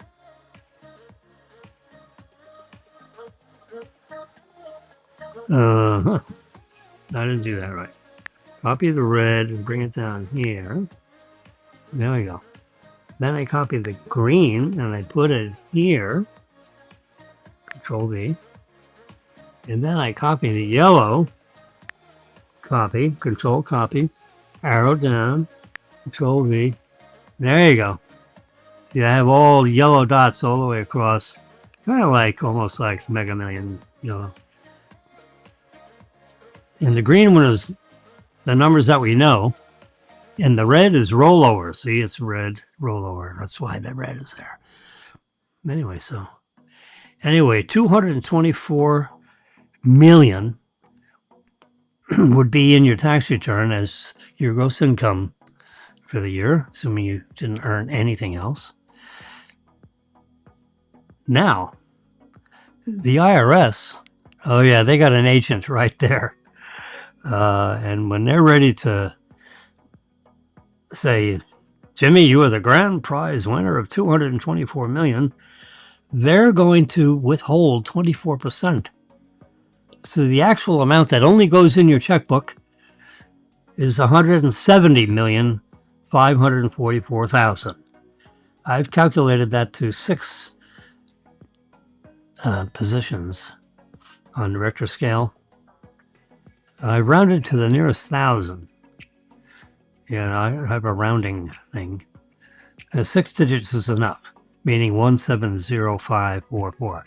That's 6 digits. So that means I round to the nearest 1,000, up or down.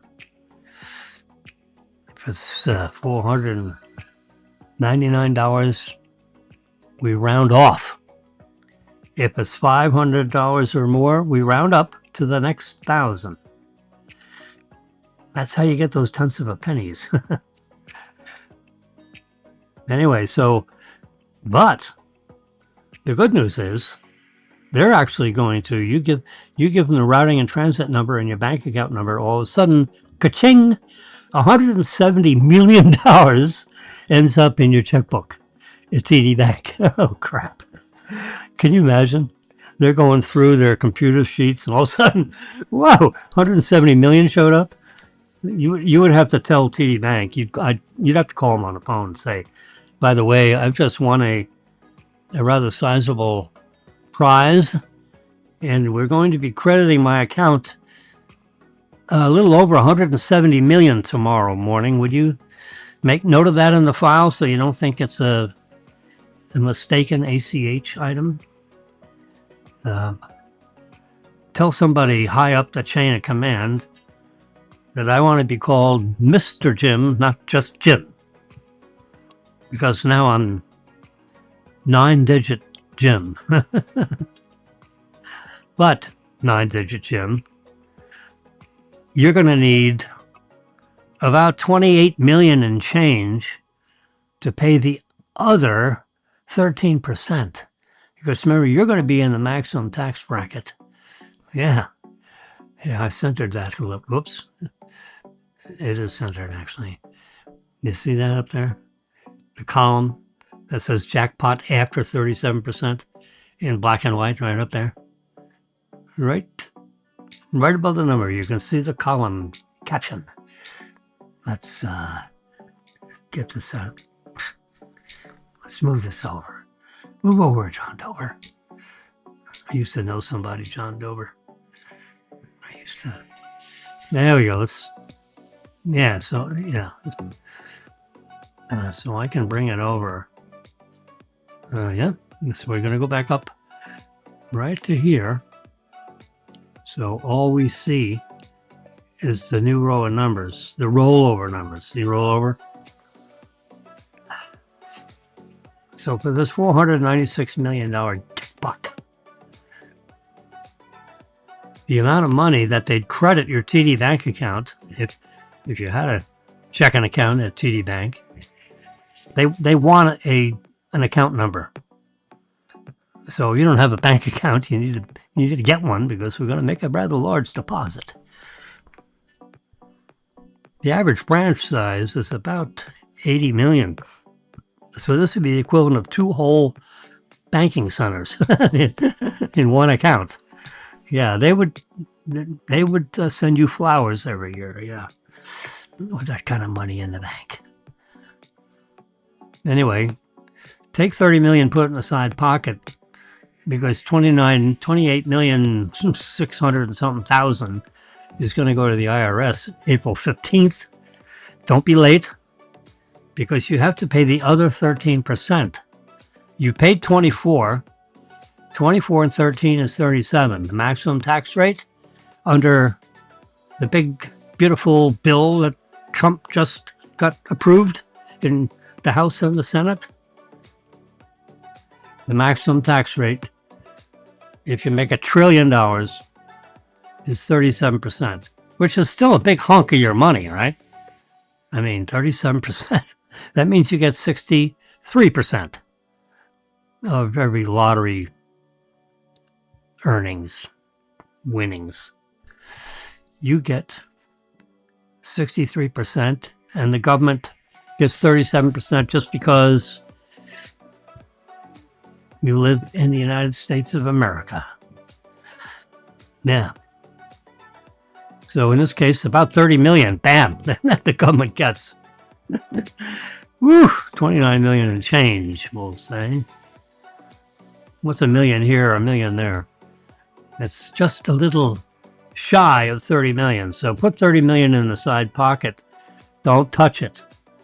So out of that 170 million, please put 30 million in the side pocket, because 29 million of it, a little less, is going to go to Uncle Sam, because you got to pay that other 13% because you were in the maximum tax bracket. And that's what that 141 million, that's what that is. So that if you lived in the state of Florida, where in Florida there is no state income tax, your net, after paying all federal taxes, would be 141,372,000 if you elected a lump sum on a jackpot of $500 million. It's 4 million short of $500 million, but what's a few million here and there, among friends? Yeah. Can you imagine all of a sudden you got 141 million in your checkbook after all your federal taxes. In the state of Florida, there is no state income tax, so Governor DeSantis doesn't get any piece of that because no one pays income tax in the state of Florida. And, that helps. We have 1,000. If you go to the Chamber of Commerce page of the state of Florida, they will say somewhere in there that there are over 1,000 people every day moving into the state of Florida, many of them from points north. in blue states that have heavy state income tax. Why the hell would you pay 13.5% state income tax when you can move anywhere in the state of Florida? You have to have residency here, 185 days out of the year. It's got to be more than a half a year. You got to live down here. Now, 175 days out of the year, you can live up in, whatever kind of residential unit you had up in New Jersey. You move down here, you got to buy something, own something, rent something, declare it your residence, live here over half a year, and you don't have the state income tax from where you moved, because there is no income tax in Florida. Texas and Tennessee also do not have state income tax. And they're getting a whole bunch of people moving in there too. I don't know what their numbers are, but I know it's over 1,000 a day in Florida. That's 300, and it's about 400,000 people a year. Can you imagine? 2.5 years of that, and you get another million people. Every 2.5 years, we get another million people from parts north. And we have nice weather, sunny weather. You don't have all this snow and all this stuff. And, it is deep, deep cold down, minus 18, in upstate New York. And it's, 53 degrees here in sunny Florida. 53 degrees, you guys would be running around out in shorts. I've lived up there. I did it. I know, when you go through a winter, when it gets to be 55 degrees, you don't even need a coat on. You run around out in your underpants. 53 degrees. Down, when you live down here, 53 degrees, it's a little chilly. You gotta put a jacket on. Anyway, so I have just given you a little dissertation on the lump sum scenario if you happen to be the lucky winner. And now none of this information I'm showing you, is official business of any lottery anywhere. I'm a mathlete. I played on the math team. I played left tangent. Either the right angle or the left tangent. It's just a matter of choice. I played left tangent. So I know how to do numbers. And what the lottery does, in case you're interested, so how do they come up with this annuity thing? Well, they go to 10 of the largest banks and investment banking firms in the world, and they say, we would like you to... They put out an RFP. You ever heard of that? An RFP is a request for proposal. It's a little acronym for you. RFP. It's easier to say. Remember UDMH, unsymmetrical dimethylhydrazine? Well, in the world of construction, for example, a building owner would put out, or a contractor would put out RFPs for building the building, and then contractors would bid on their bids, their write-ups and their bids and their numbers and their calculations, and they would take it off of the plans, and they answer the request for proposal. They're asking the world to provide bids to the owner because he wants to build a building. That's a big use of RFPs, requests for proposals. Well, guess what? The Mega Millions jackpot people, whoever and wherever they are, I actually don't know where they're headquartered and all that stuff. I got to figure that out because I'm tired of saying I don't know. But those people up there, they have people. The Mega Millions, people. Everyone has people, You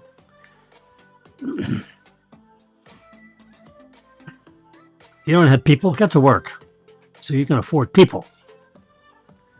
Anyway, the Mega Millions people, they go out into the investment banking world and they issue an RFP. And they basically say in the RFP, we have a $496 million grand prize winner. If he elects the 30 payment annuity, what amount of money would be his first check if that was a 5% growing annuity with 30 payments? And he gets the first check day one. And then for 29 years and a day, their annual payments that increase 5% each year. What would that first payment be? Well, that is so underneath, if you know how to do anything about spreadsheets, that's 7,465,000. Underneath that number is a huge formula. I mean, it's got to the 30th power, oh my God. It is, you want to see what it looks like? I'm scared to do it because I hate to louse up the spreadsheet. I have a duplicate. Right back here is a duplicate. Yeah. I can go to a different tab here, and this is like last week's lottery. See here, and then this is this week's. Let's do that. See, that's that one. You see, that one goes up through March 3rd. This one goes up through March 6th. Yeah, I mean, 6 hasn't happened yet. So now we see the March 3rd numbers. In the prior one, we don't know the March 3rd numbers. See, it says roll over John Dover. Yeah, see this one now, instead of roll over, it says 721, 53, 54, 62, 16. Yeah. So I have a backup, in case I louse this up. Anyway, since I have a backup, let me skinny this up a little bit so you can see the whole spreadsheet. There we go, right? And we're going to go over to the 7,465,000. That's the magic number. And on the bottom, can I bring this up? I can. So I'm going to bring this up a bit.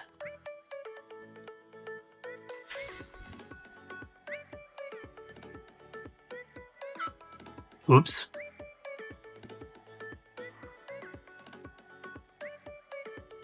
There we go. I'm just trying to get this centered so you can see it. All right, so I got it the right shape and size.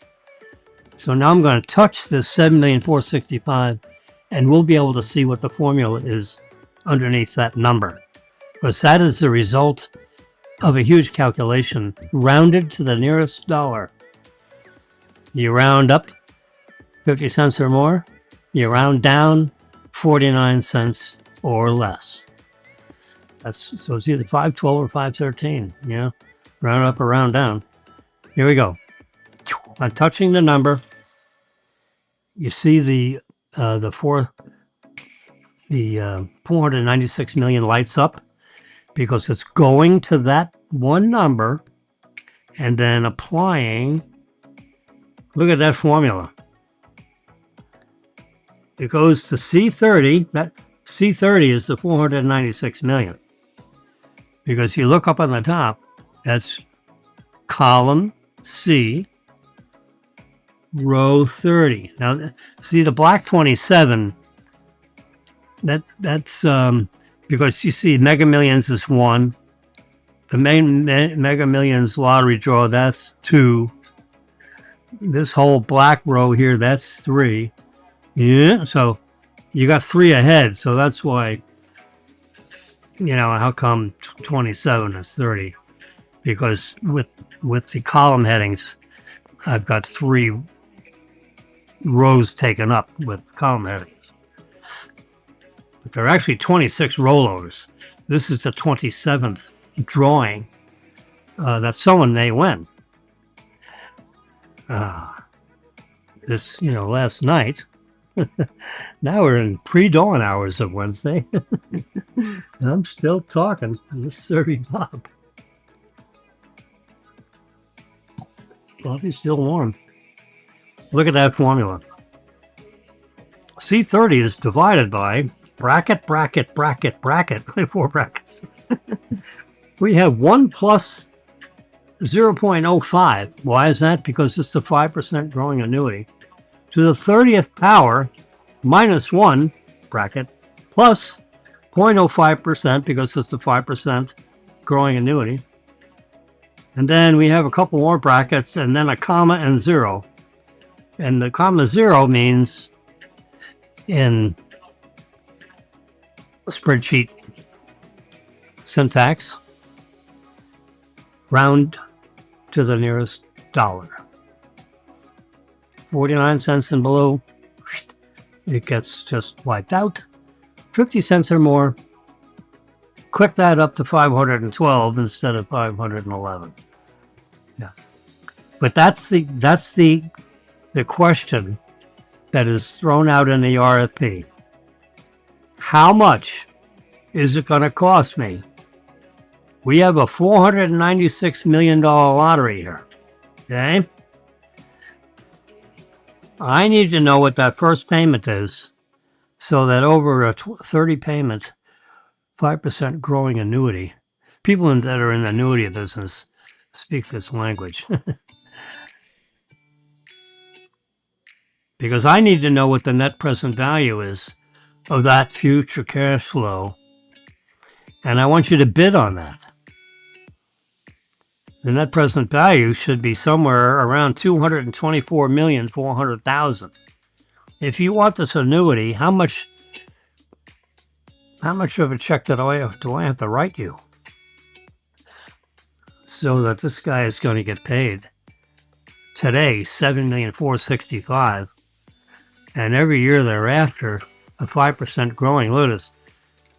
In year 14, it goes to 14 million. So it's more than doubled.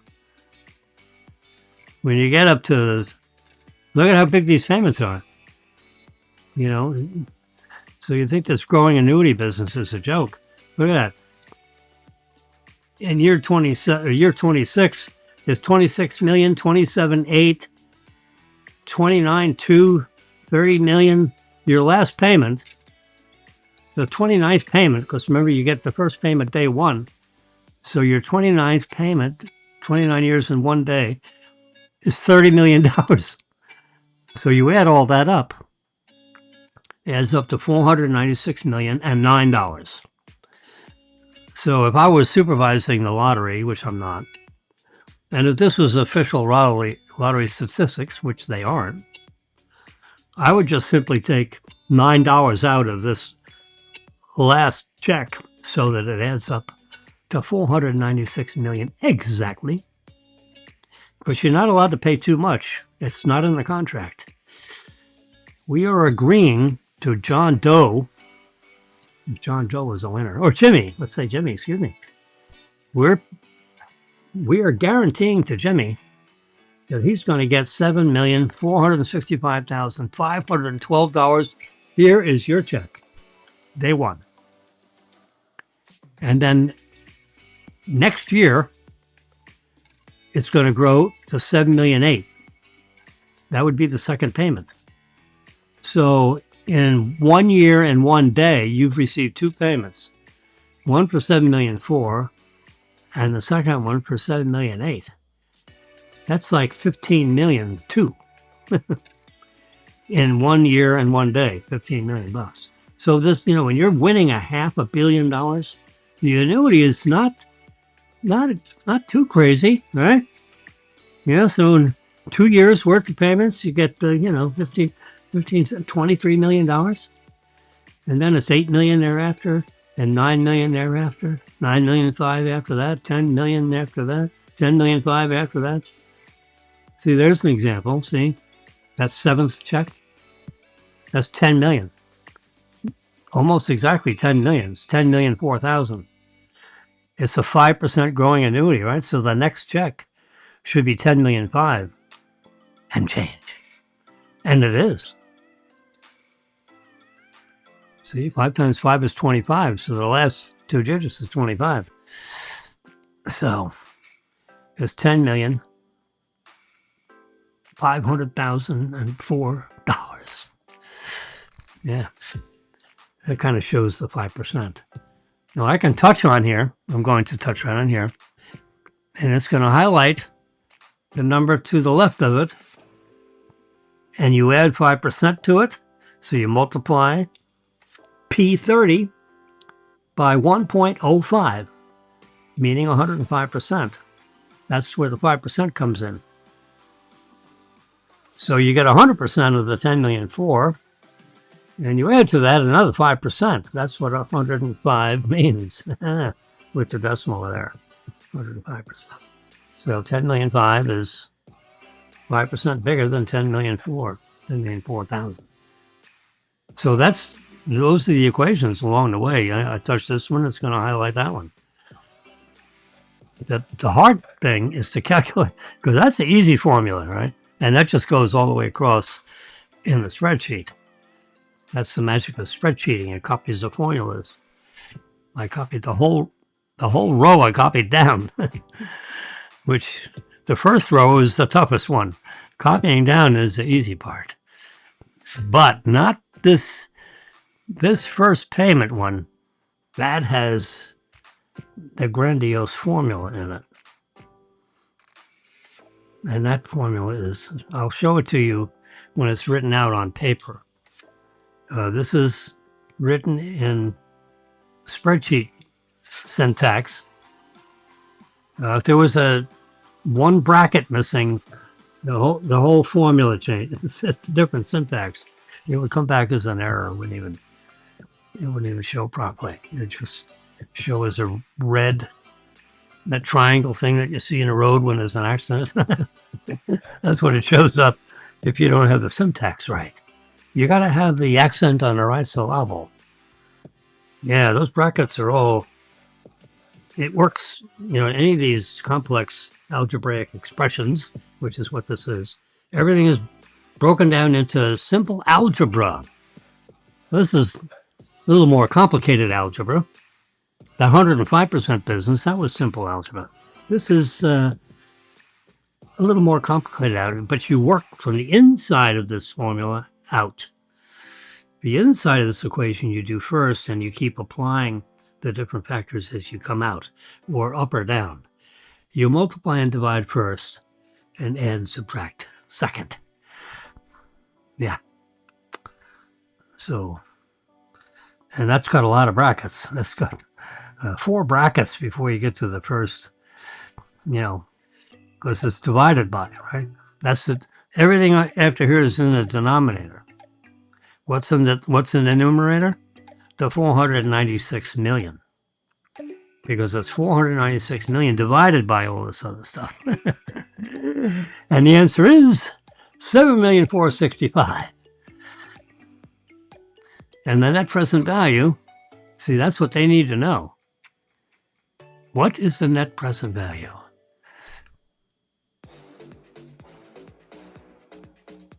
That is the present value of the future cash flows. That's what net present value means. That number right there is the definition of net present value.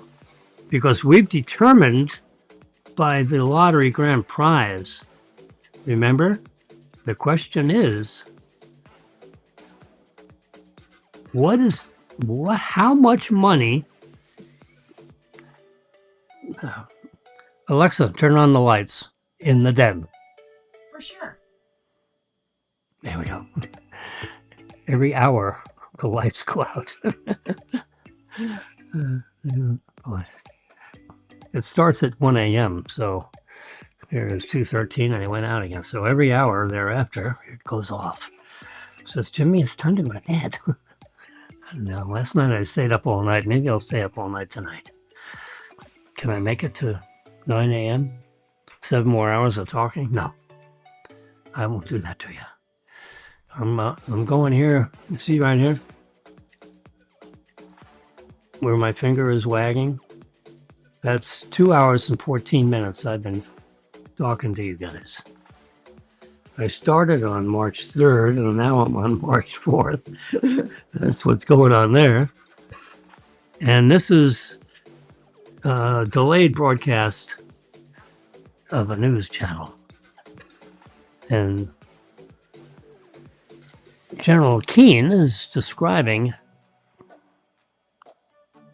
how the U.S. has killed 17 Iranian ships, vessels,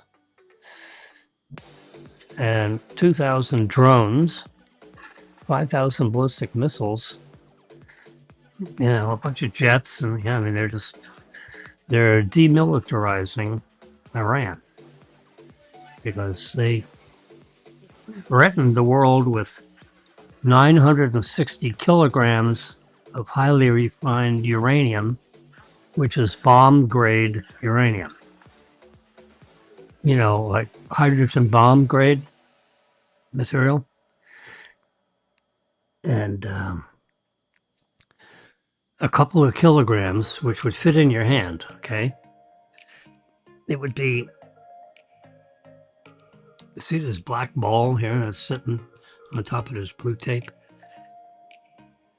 That's not a bad depiction of the amount of highly refined uranium, which if I had it here, I would die in a couple hours of, exposure to radiation. So you have to be behind all kinds of lead and stuff, But if you could have uranium in your hand like this, it'd be about this much. That would be a couple of kilograms of, you need this would be like 5 kilograms.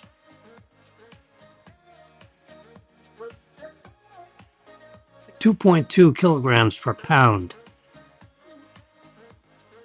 So 5 kilograms would be about 2 pounds of uranium if you're in the English system. If you're in the international system of grams, kilograms, meters, and kilometers, and millimeters, and all that,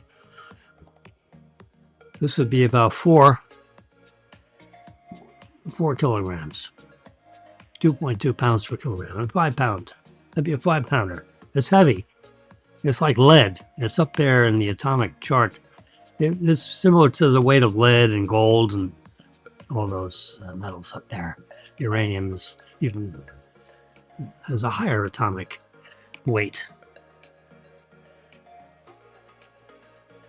So you have uranium, and then you have plutonium on either side with concentric, so it's shaped like that.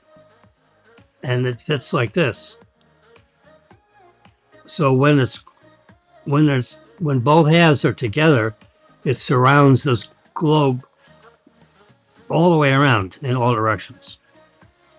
So when it's in this state, I'm giving you an introduction to atomic bomb making. This is in the World Book Encyclopedia, so I'm not giving up any state secrets there. But the little I know about making an atomic bomb, but I know a little bit. I'll explain that another day. So when atomic bomb manufacturers make an atomic bomb, you've got plutonium hemispheres that are designed to come together. Whoops, don't want to louse up my spreadsheet. Okay. So the plutonium hemispheres are held back this far away so that the reaction between the plutonium and the highly refined uranium is far enough away so that it won't self-explode. But there's all kinds of radiation going on. So, I mean, this is encased in heavy lead and all that kind of stuff. So people that have to handle this and pilots that have to deliver it, assuming it gets dropped out of an airplane of some sort, the plutonium halves are kept, let's say, 10 inches away or 12 inches away. This is highly refined uranium, highly refined plutonium. And then behind the hemispheres is explosives, like TNT or something. Trinitrotoluene, TNT. So you have a fuse that blows TNT behind these two hemispheres, and it forces them at great velocity to come together and perfectly machined, so it comes together very fast, and this thing erupts, goes to white hot, like 10,000 degrees Kelvin, and that's an atomic explosion. That's what happens with an atomic bomb, a hydrogen bomb. Different words, and depending on what type of radioactive material they use. It's usually some form of uranium and some form of plutonium, another item on the periodic table.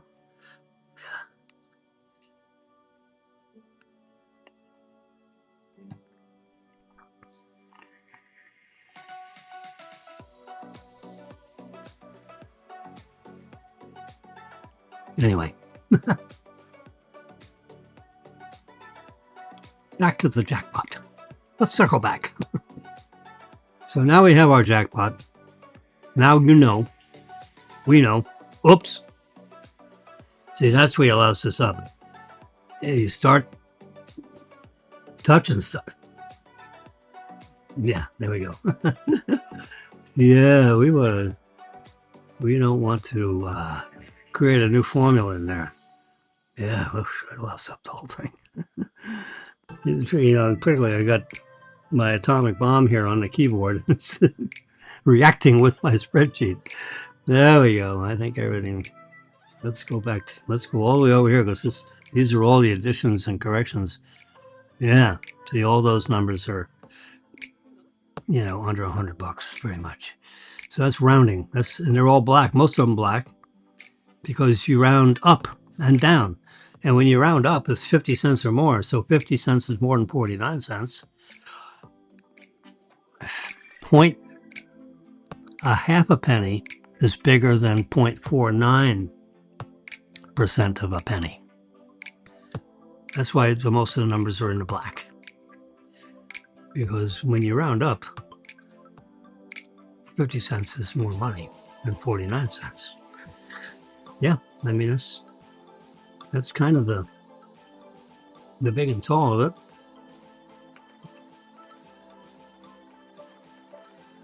Oops, let's get back to numbers. Yeah, there we go. Yeah.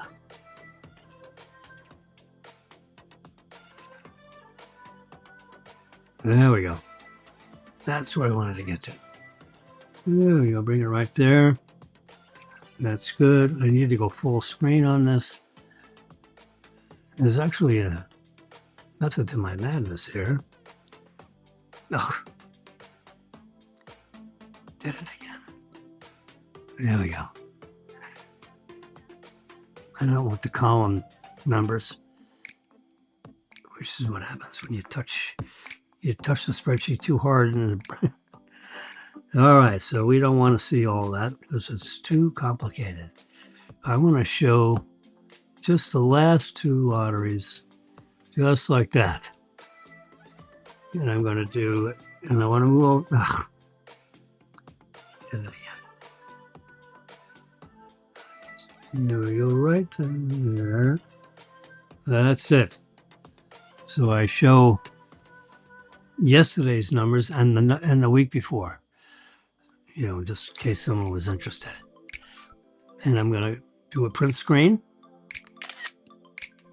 of this whole thing. And I'm going to come up here, about this high. And we don't need to see the top of that business. We just need to go right here to the Mega Millions. And then bring this over just a little bit so you can see the first payment and second payment, just to demonstrate the 5% growth. We'll do a check mark. Save the photos. Now I'm going to close down the lottery page before I allow setup at 2:30 a.m.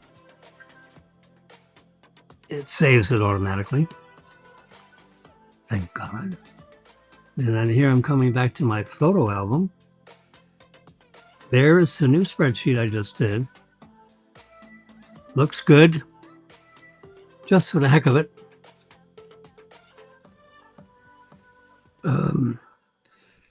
Let's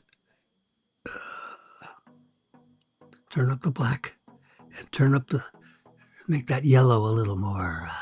See, look how yellow that is. That's too much yellow. I want to make it Mega Million yellow. There we go. Right there. Press the check mark. All right, we're done. Now I'm going to hit those three little things there and hit duplicate. And go back here. And this spreadsheet right here, I'm going to crop it. So I hit the three bars up there. I'm going to come here to the crop tool, push crop, and I'll bring this over one column to show the annuity option. Hit the check mark. I'm going to hit the three dots. Hit duplicate one more time. Ugh. I touched the wrong thing. There you go.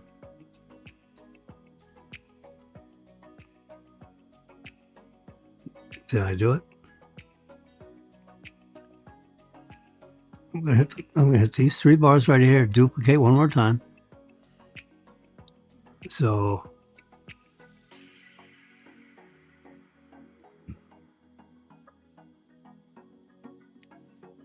three.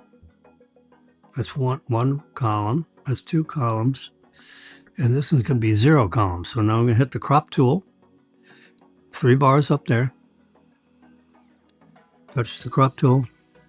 And I'm going to come over here.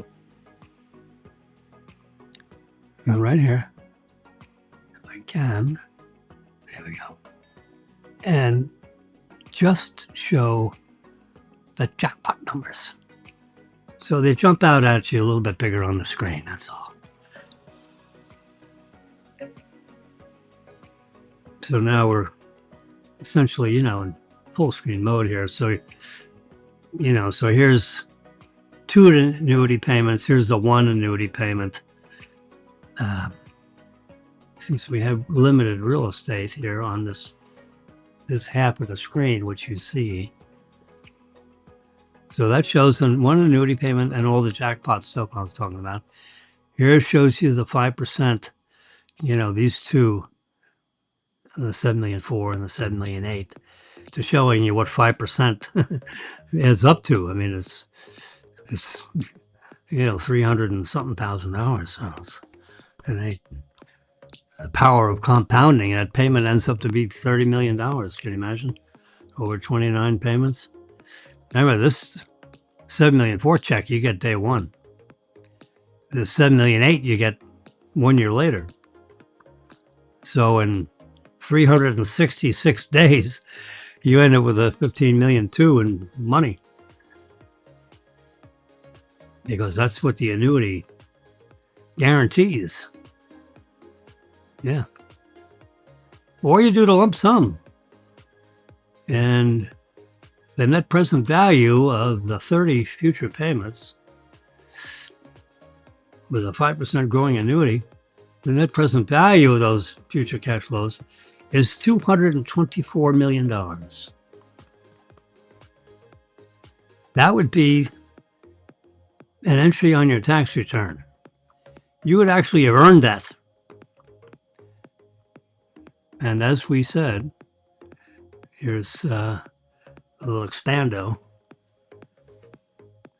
If that 224 million is the entry on your tax return, guess what happened? You didn't actually get that amount of money. You got 170 million deposited in your TD bank account. That other 30 million, round numbers, is that 24% withholding. So if 24% is the withholded tax, how much do you get? Well, you get 76%, right? 76 plus 24 is 100. So if the government gets 24% as withholding, then you're going to get 76%. 76% of 224 million is 170 million. And but beware, you need to put 30 million in the side pocket, remember? Because you're going to be in the 37% tax bracket. Now, the government has withheld 24% because it doesn't want you to spend it unwisely. So it grabs it. It just, make sure it gets, that 50 million, they just grab it. Yeah. It's close to 50 million bucks. And they're going to get 29 million more when you do your tax return on April 15th. Don't be late. The penalty on not paying 30 million is probably pretty stiff. Yeah. If it's $100, the penalty is 12. If it's 10 million, yeah, no, you don't want to be on time with this one. Yep. But after all taxes, you have 141 million in your checkbook. Yeah. Which you can spend 15 days following the draw date. That's the earliest you can claim it. The jackpot. You have to announce within 60 days your interest in having the lump sum. Otherwise, you get the annuity, like it or not.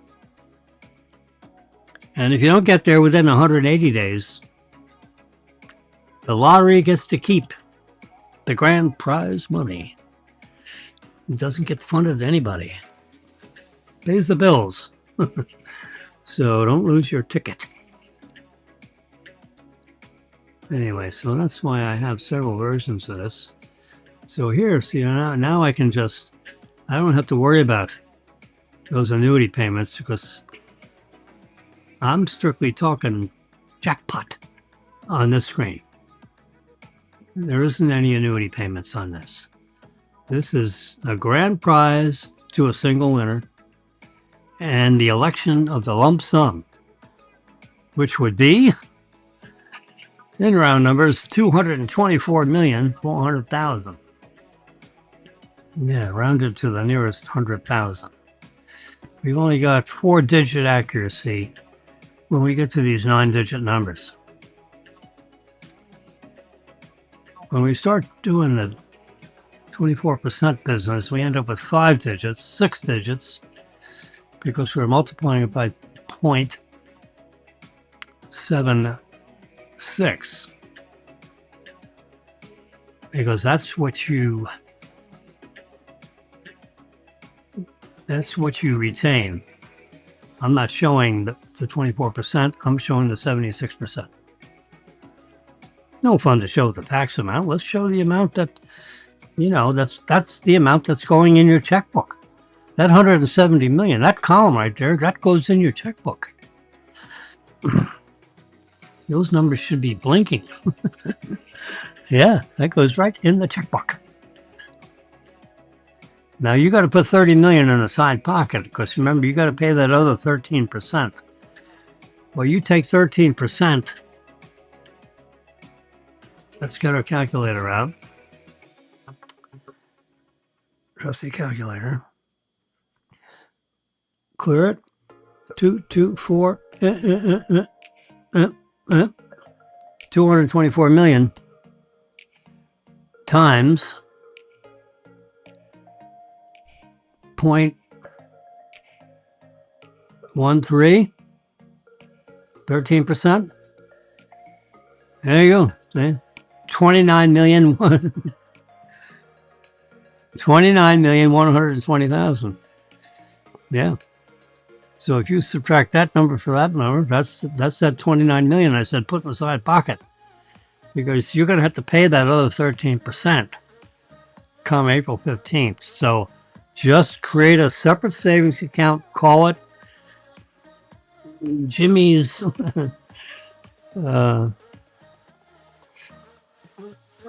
Internal Revenue Service account. Jimmy's IRS account. Number one. Yeah. You only pay it one time. You don't pay it every year. You don't pay it again. Bam, 29,120,000 goes out of that 170, bringing it down to 141,372. So I show you what you retain rather than the tax. And of course, you can always go to your trusty calculator, and 29,120,000. That's what must be sent to the IRS to bring you up to that 37% maximum tax. And I'm pretty sure I'm not a CPA. I'm not the C, the P, or the A. I'm neither of those three, much less all three. And I am totally uncertified and ungratified. And as I said before, intoxicated with the exuberance of my own verbosity, as I'm told by academia. Yeah. So if you won 224,400,000, you kind of actually don't get that. You get 170, and then it shrinks to 141. Poor baby. So out of the grand jackpot, here's a $496 million single winner jackpot, and you only get a measly 141,372. God, can you stand it? It's about 32%. Yeah, you go through all this mathematics, but if you divide 141 by 496, let's just do that for the fun of it. Clear it. 141 divided by 496 equals 28.4%. Yeah, so if you win 496 million after federal tax, it's about 28% of that big number. It's not half, because that'd be 250 million. You only have 140, so it's about a third. Kind of numbers. The tax amounts I'm rounding up, so I'm taking a little more out in tax than you would really pay. TurboTax or your accountant,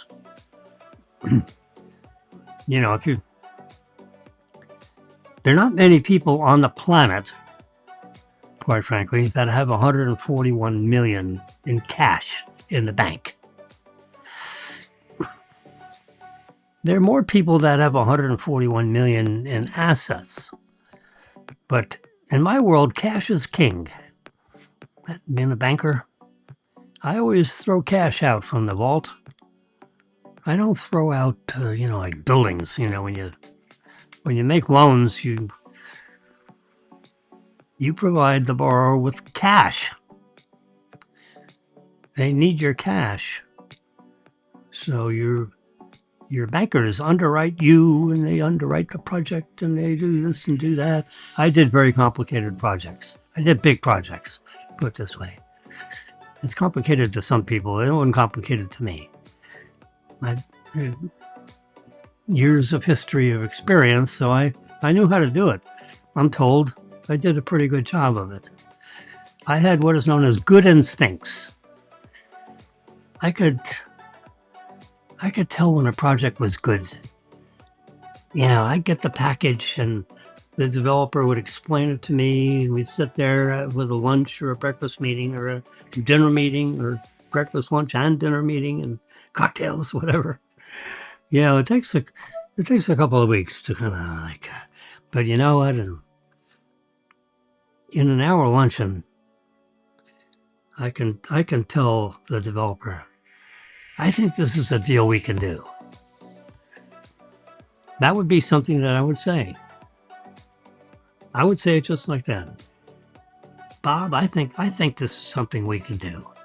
We got to go through and multiply and divide and do all the stuff and check your background and your history and the project and will it absorb into the marketplace and if it's apartments or square foot of shopping center space or whatever we were financing, houses, planned unit developments, whatever. We did all of that stuff. Actually financed the Joe Robbie football stadium. Would you believe it? I was the last signing officer of the Joe Robbie football stadium. It was just under 200 million. Today it's like 2 billion, 3 billion to do a stadium like that. It was a $200 million project back in 1981. When I got into the Tampa market, they were waiting for me to sign off on this thing. I had to go through, and when you're the last guy that signs off, woohoo! That, you got to be right. I was right often. Maybe lucky or what, but so people that look back on my record say, Jimmy's got good instincts. Well, you know what? I did. I could evaluate a project essentially over lunch. I hate to say it that way because, lunch you eat, over like a 45-minute lunch, when you're not necessarily high paid, but when you have a serious position of authority, let's put it that way, in a bank, which I had serious positions of authority in several banks over my banking career, as they say. When you can sit and listen to, you got to know the marketplace, assuming you're not coming to this meeting out of a vacuum. You got to know all the banking regulations. You got to know all the bank regulations. You got to know, how to do a shopping center loan. Most people don't. Bankers that do shopping center loans, they should, and mostly they do. I did, I'm told.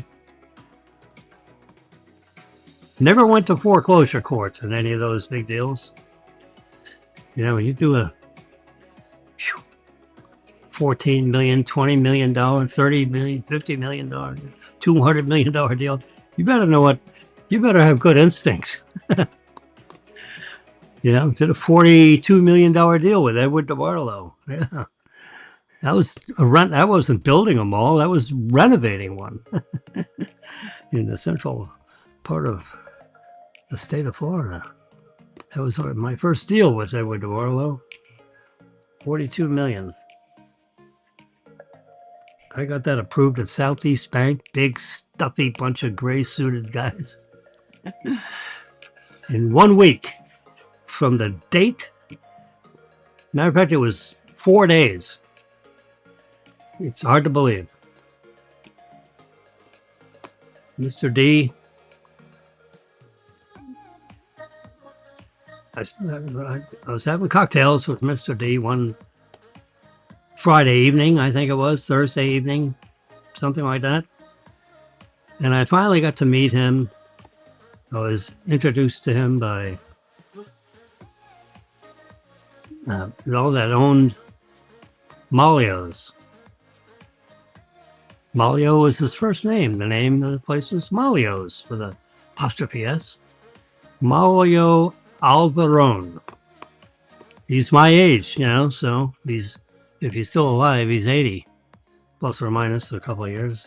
He was about my age, I think, maybe a little younger.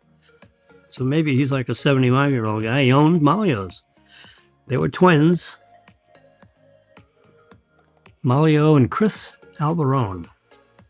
Malio was the downstairs guy that, shook hands with everybody and this and that. And Chris was the numbers guy. He was upstairs adding and subtracting and multiplying and dividing.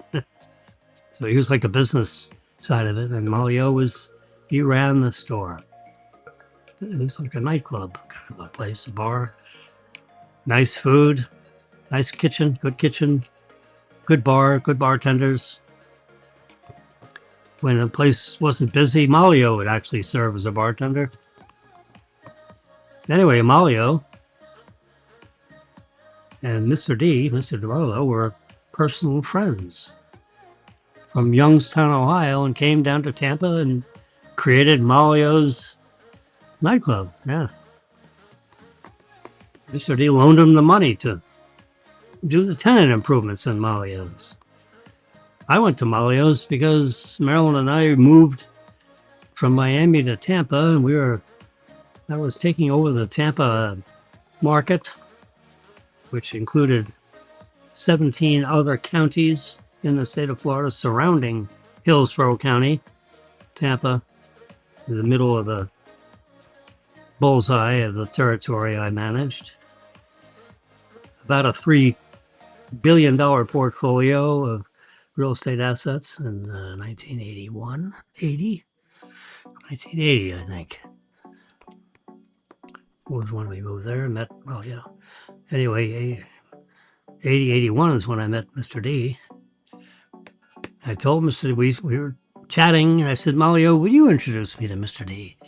He comes in here all the time, right? I mean, did I hear you saying that? He said, oh, yeah, he comes in every Thursday or every other Thursday. Or he lives in Tampa, several weeks out of a year, or a week or so out of every month, I should say. I was talking to him on a Tuesday. He said he'll be in here Thursday. He'll come in about 5:05 p.m. and he'll get a cocktail and stand right to the left of the front door, looking at the front door from the inside. So he comes in and he stands on the right side of the door from when you're coming from the outside in. And we'll bring him over his cocktail. We know exactly what he likes. And he'll stand there for a couple hours. We'll keep refilling his cocktail. He'll hardly ever sit down. He won't take a booth. He won't sit at the bar. He just stands there and people watches. And, rarely people come over to him because they don't know what he looks like. And the people in the place don't know who he is. So, I said, well, Malio,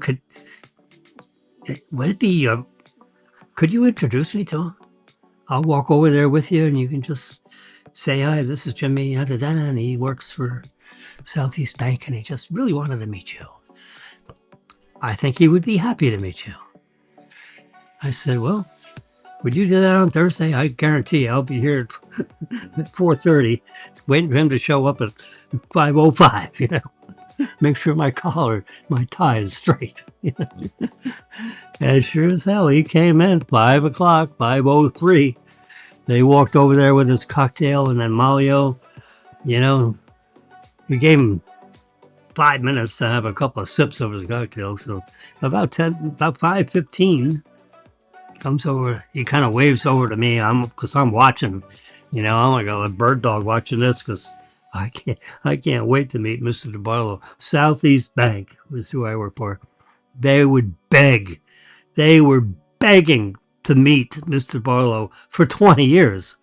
And they'd never take, they wouldn't meet with him because they had so many banks chasing him. They say, hey, I don't have time for you guys. Who are you guys? I don't know anybody in there. So they wouldn't meet with any of Southeast Bank. I mean, he wasn't, he was very respectful. He just was too busy. He said, I'm sorry. I don't have time. Call me back. I'll have my people call you or so, and it would just not happen. And if they called back, then they had to deal with the guys in the office. You know, you only get one shot at Mr. Barlow, you know, directly. It's like meeting the President of the United States. Mr. DeBarlo was the largest income property holder in the country. 77 million square feet of income property. And, you know, thousands of buildings all over the country.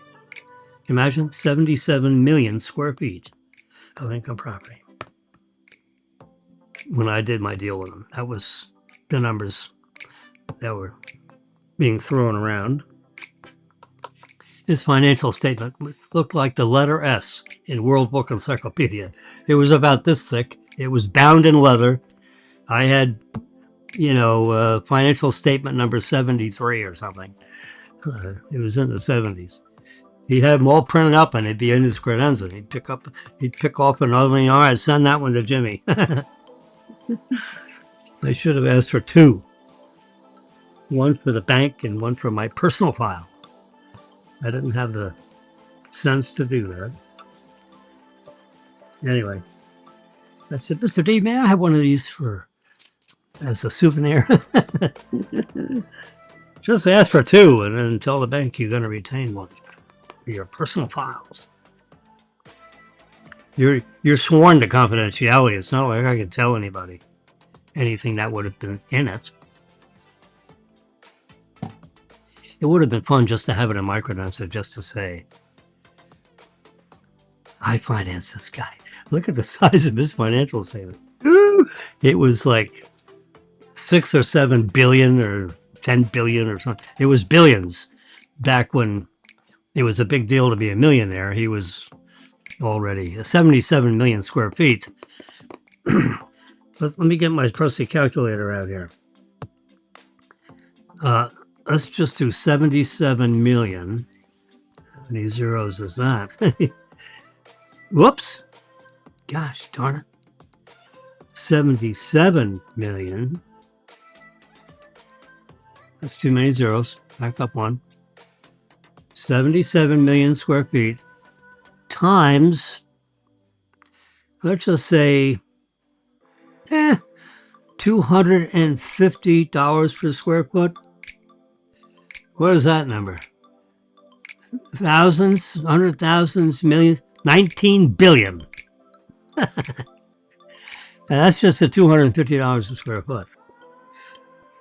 He had buildings that were $500 and $600 a square foot. I took half the number. So over 20 billion. All right? That's, you know, it was billions, you know. So when you speak to someone like that, you only get one shot to say hi to Mr. DeBarlow. So Mario introduced me to Mr. D, and we hit it off just like that. I swear to God. We were yakking and talking. I mean, I was sitting there. I said, why don't we sit down here can we sit down here in the booth? My legs are getting tired. He would keep standing. He said, sure, Jimmy, let's just sit in this booth right over here. Give your legs. I was the young kid. He was 75 years old, I think, when I met him. And, so we sat down in the booth, for a little bit. We were just about done, but, so for the last 20 minutes of the 3 hours that we talked, we sat down and looked at each other square in the eye and had a wonderful conversations. I was so interested in everything he had to say. And, he was sizing me up a little bit. I asked 1,000 questions and he answered them, I mean, being nice, I was being very complimentary. I wasn't picking at him or anything like that, I was just interested in his projects, and I said, would you possibly, is there something in Florida that I could do for you? I do income property. I'm in charge of, a huge chunk of the state of Florida. I'm the guy that says, I'm one of the people that says yes.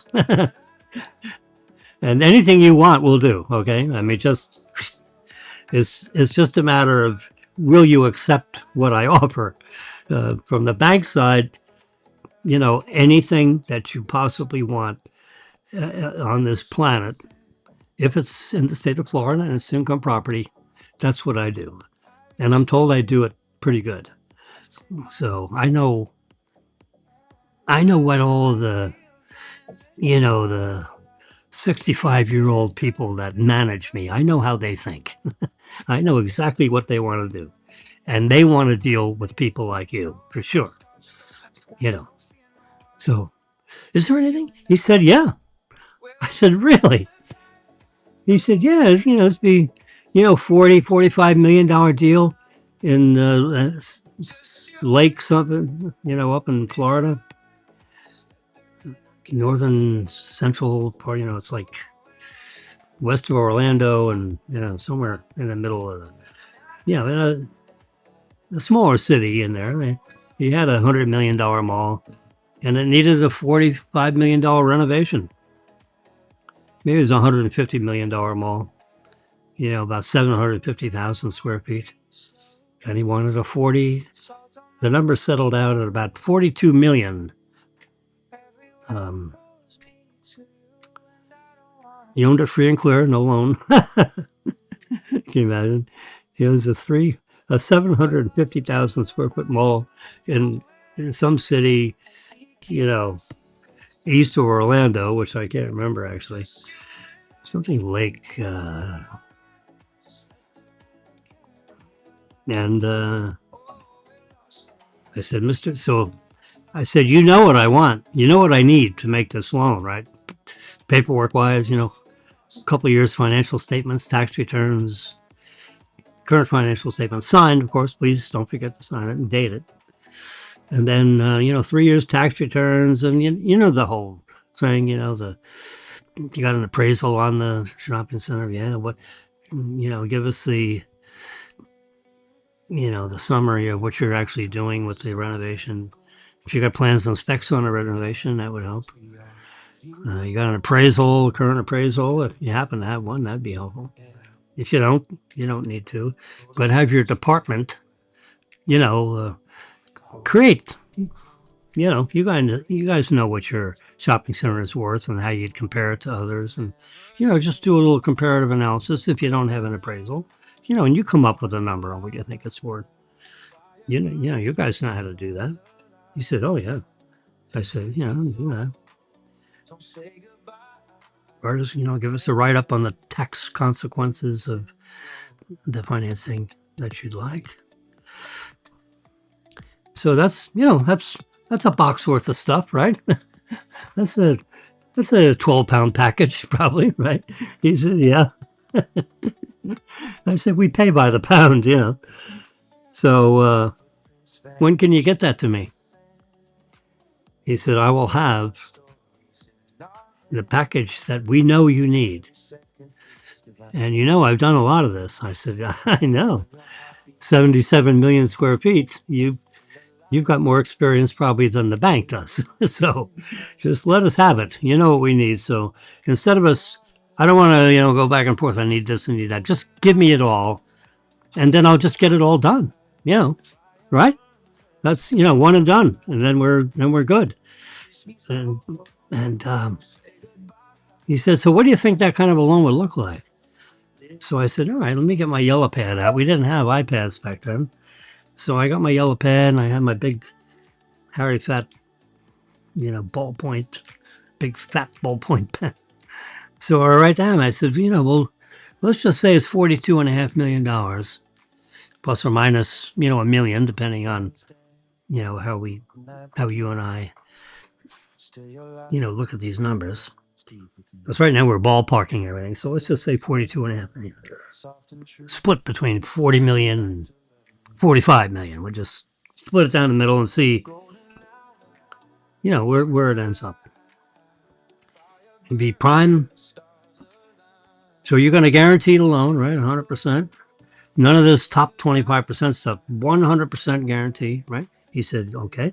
I said, 100% personal guarantee. of the financial and the completion. All right, that's line 2. Half point fee on the 42 million, so that's a couple $100,000. And then, just a declaration, the property is free and clear. There's no loans on it. All taxes are current. And, there's 8 or 10 more characteristics there, which I don't remember, and it's irrelevant to the conversation here. So I had like 10 items on the yellow pad. I said, so how, is that a deal would you accept that deal? He said, yeah, I'll take that deal. I said, okay. So I signed my yellow pad. I said, here, initial this page, your term sheet. This will be an exhibit to our commitment letter to you. Just so we know, so we have an understanding right now. I said, no, I'm going to write a commitment letter to you that's going to be about 20 pages. The first 2 or 3 pages is going to be, the outline of what we have here on the yellow pad. And then the other 19 pages is what we're going to do to you if you don't pay. He laughed. I laughed.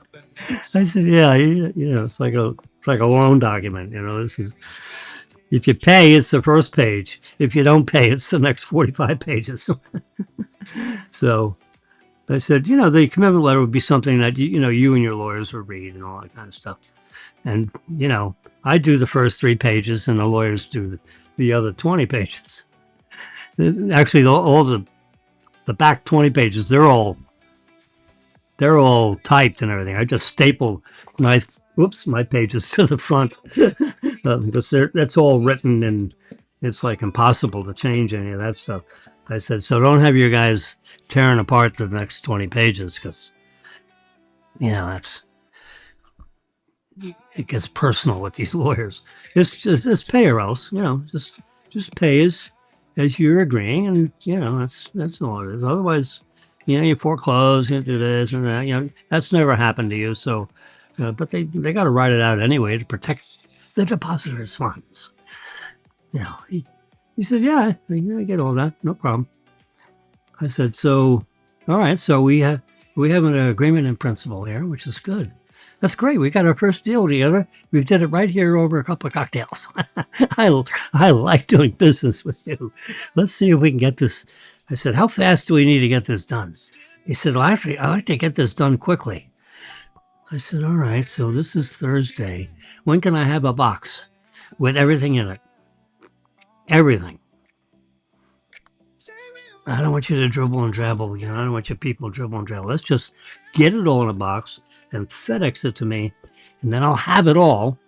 And then we can underwrite it all. I'll divide it up into packages in my bank, and this will go to the appraisal staff. This will go to the credit staff. This will go to, I got like 4 or 5 different departments that'll tear into this thing and get it done. We're going to get it done.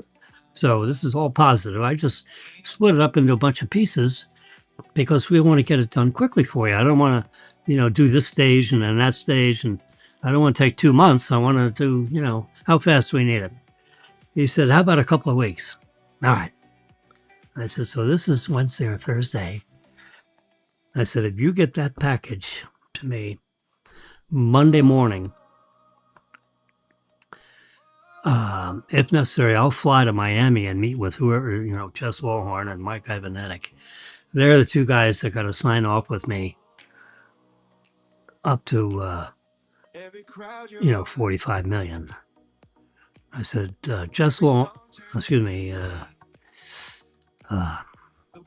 me and another fella will sign off. We're good to 10 million. And then I need these two other guys in Miami to go to 60 million. So the 4 of us sign off, and we get to 60. This is 45, so it's within our credit limits. And, it's not a committee. It's just 4 people sign off. Bam, this deal is, then I have the authority to sign a commitment letter between the bank and you for this project. And how about by Friday? You give it to me on Monday. By Friday, I'll have the commitment letter in my hand standing next to the door here in Malio's to hand deliver to you. How about that? He said, really? I said, yeah. I'll by one way or the other, I'll get it done. And, it won't be easy, but what the hell? It's our first deal. Let me see if I can get it done for you. That'd be something you can write down in your little notepad there. Jimmy does what he says. So I'm gonna really try to get this done by Friday. Just wouldn't that be cool? $40 million deal in 5 days. That's almost 10 million a day. I was kind of making fun. He said, all right, FedEx has an 8:30 a.m. delivery where I box everything up Friday, Saturday. I get a hold of the FedEx people. This box will be sealed and it will be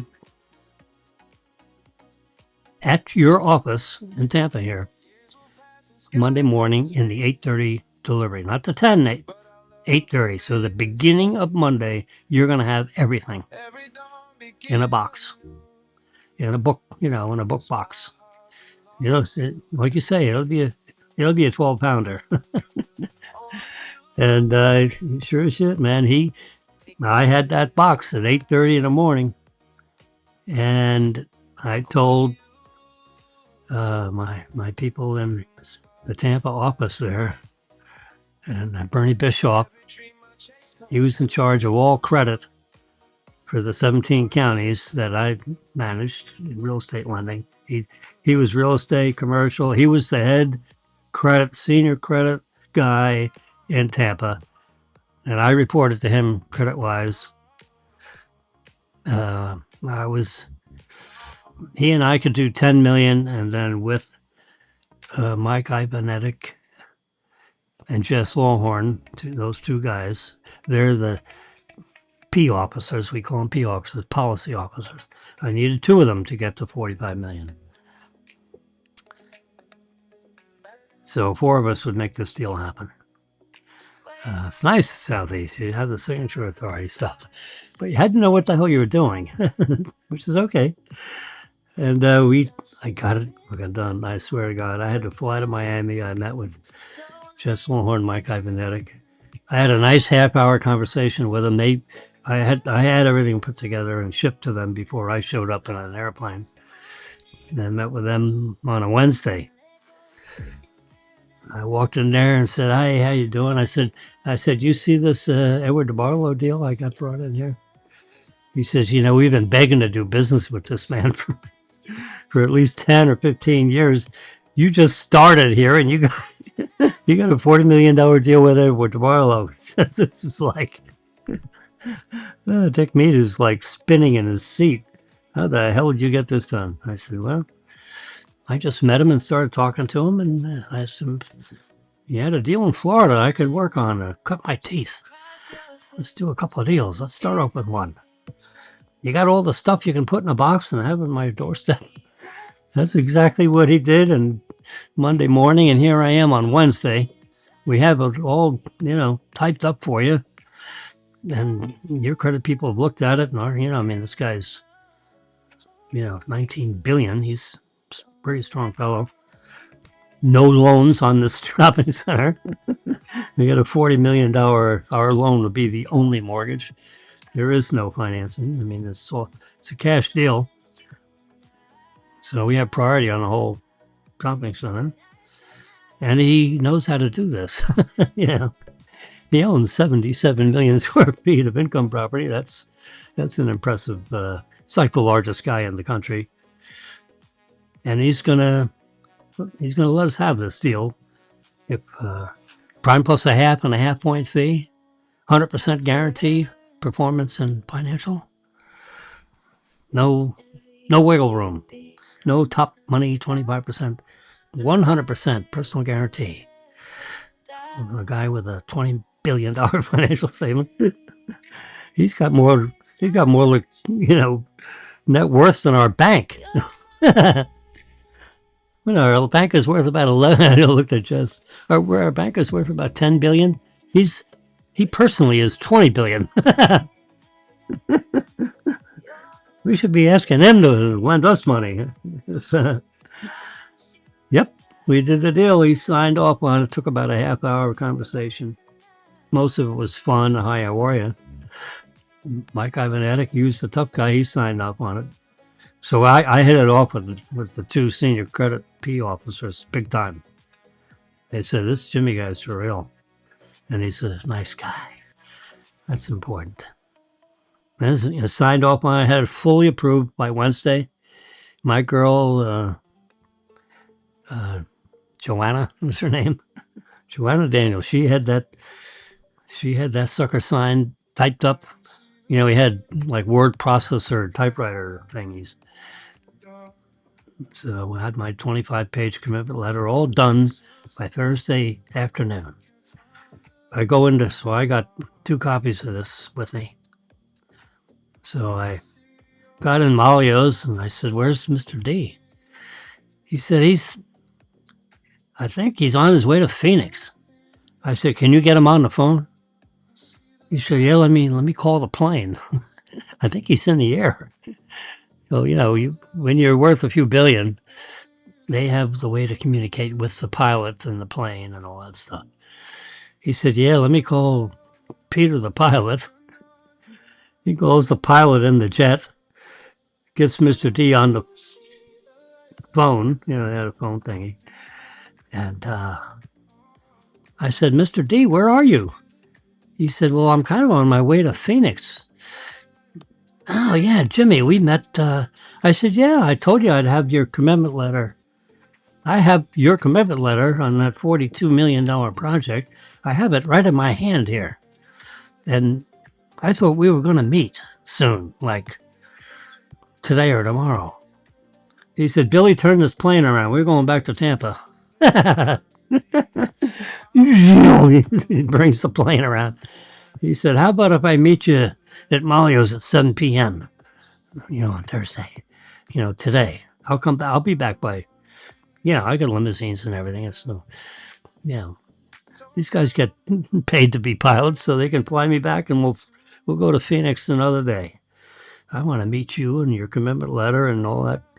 This would be fun. We get it done in 5 days. I said, absolutely. I've got it right here. We can do it Friday, tomorrow instead of, no, I'll come back today. Sure as hell, he came back. We got a $40 million deal done in 4 days. I don't think anybody has ever pushed a $40 million deal through Southeast Bank in 4 days. But my borrower was Mr. D. That does make a difference when your borrower is twice the size of the bank.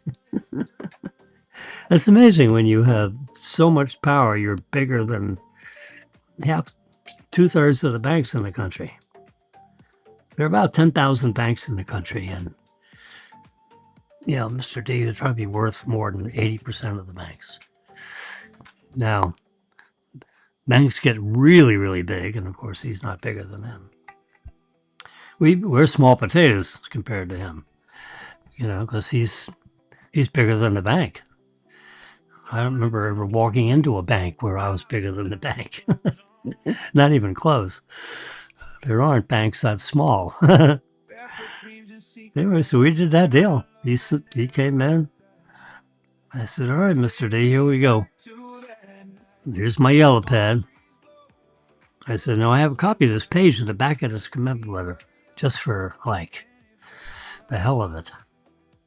Exhibit B. I said, but I got my yellow pad out here. Now here's the front page of this commitment letter. Let's compare the term sheet on the commitment letter to what I have here in the yellow pad. And prime plus a half, check that off. Half point fee, check that off. It's a 5-year deal, interest only.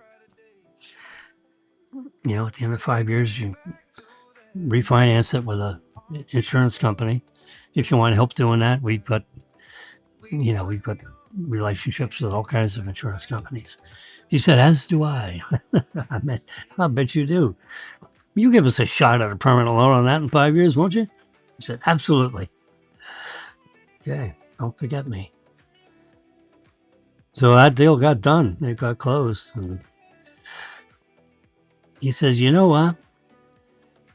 He said, you are absolutely the first person. And I was wondering what he was going to say.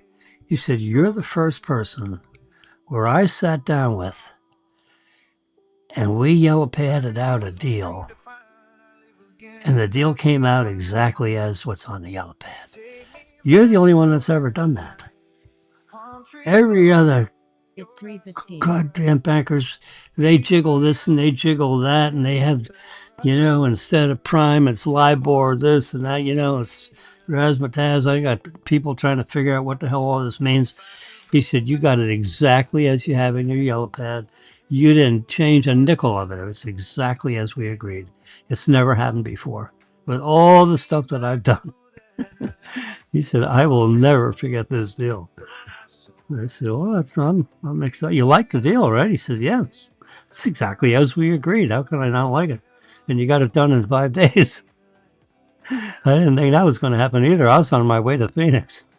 It would have been okay next week. I said, I know, but I said Friday, just for the hell of it. So, and I wanted to get it done, and if you don't put the target on the wall, how are you going to hit the bullseye? So I set a high standard for our first deal. What the heck? Maybe the next deal we do in a couple of weeks. How about that? He said, yeah, you can take a month. Usually it takes 2. If you get it done in a month, I'm happy. I said, well, a week really makes you happy. He said, yeah, this deal has been gnawing on me a while. He said, I'm glad I got the financing. Now I can get that going on it. This shopping center needs to be, needs an uplift. 40 million they will make it really nice. He knows how to do stuff, so he walk around a building with his architect, and he's got people. They know how to make it good. He doesn't have to walk through the building. He knows the building. So that deal happened. Got it done in 5 days. 42 million.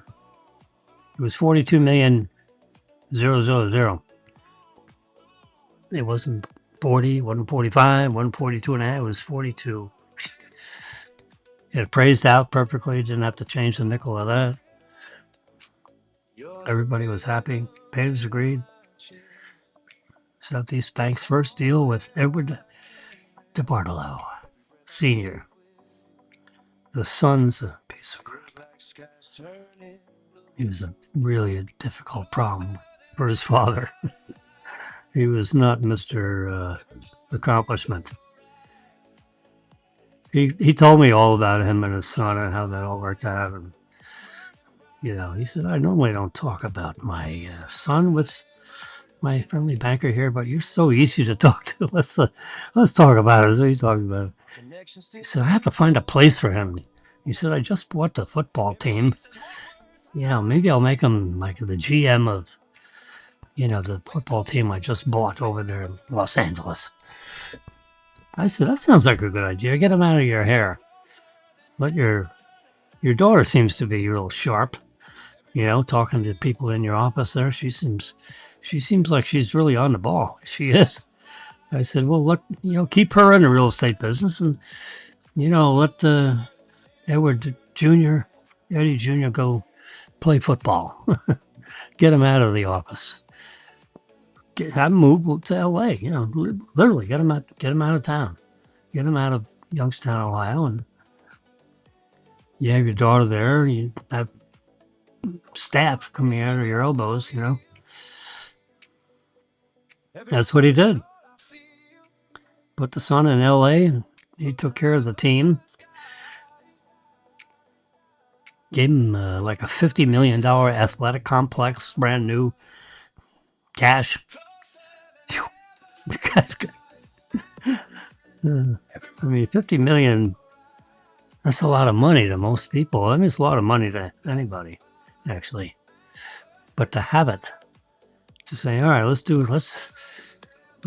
make the team real happy to be in the portfolio of Edward DeBarlo Jr. Let's give them a $50 million athletic complex, brand new, ground up. Make it exactly as they want. Give that to Eddie Jr. to implement. We were talking to Malios on how to do that. It went in his financial thing, and he did it. Oh God.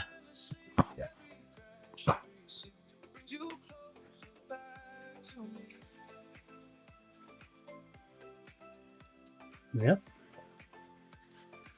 Unbelievable. You know, the odd thing, I'm giving you a long story in banking here. It's 3:20 a.m.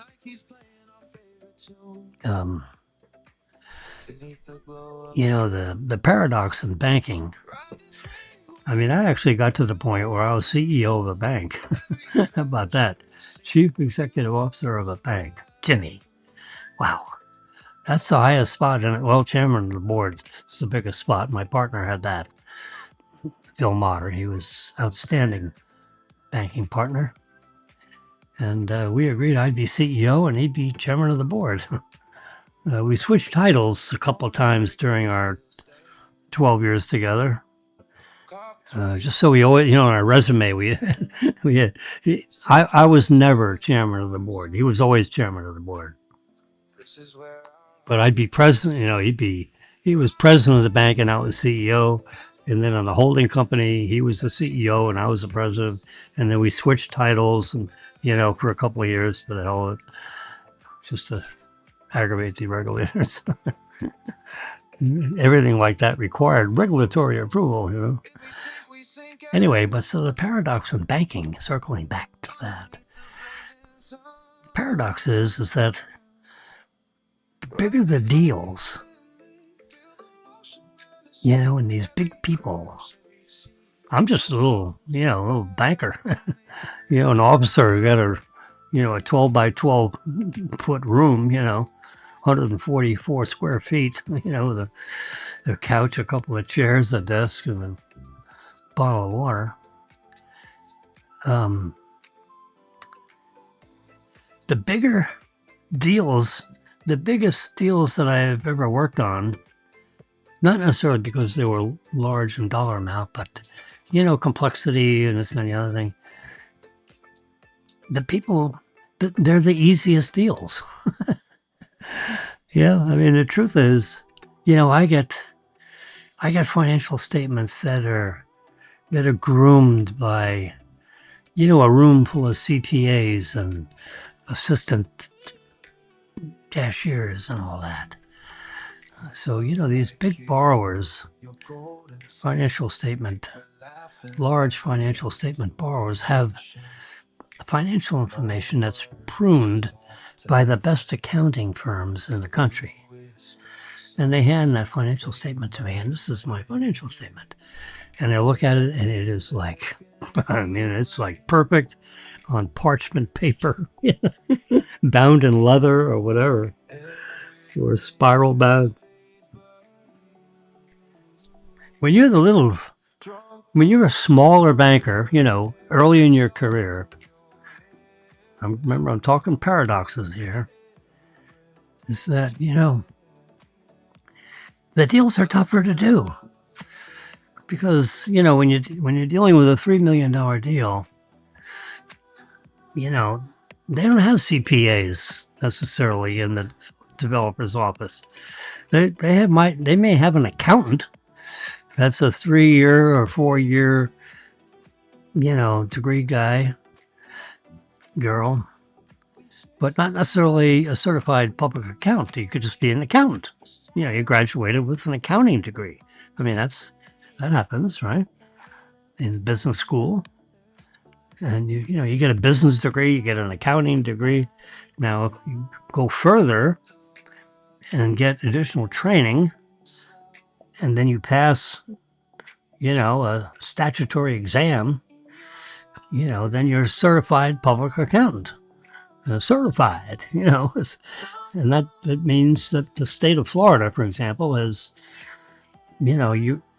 your credentials are up to a certain standard and you had to pass the test and you have all kinds of background checks and all that stuff. So you can, but you could have a guy, that's worth 10 or 15 million dollars. He does, he might do 100,000 square foot shopping centers. You don't necessarily have a CPA doing that financial statement. It could be a guy with an accounting degree, a girl with an accounting degree, a man or a woman with an accounting degree. That's the best you're going to get as far as, and those statements generally are okay, but they're not the same as, someone that's worth 100 million that has 3 CPAs in his office. Yeah, I mean, that financial statement comes out.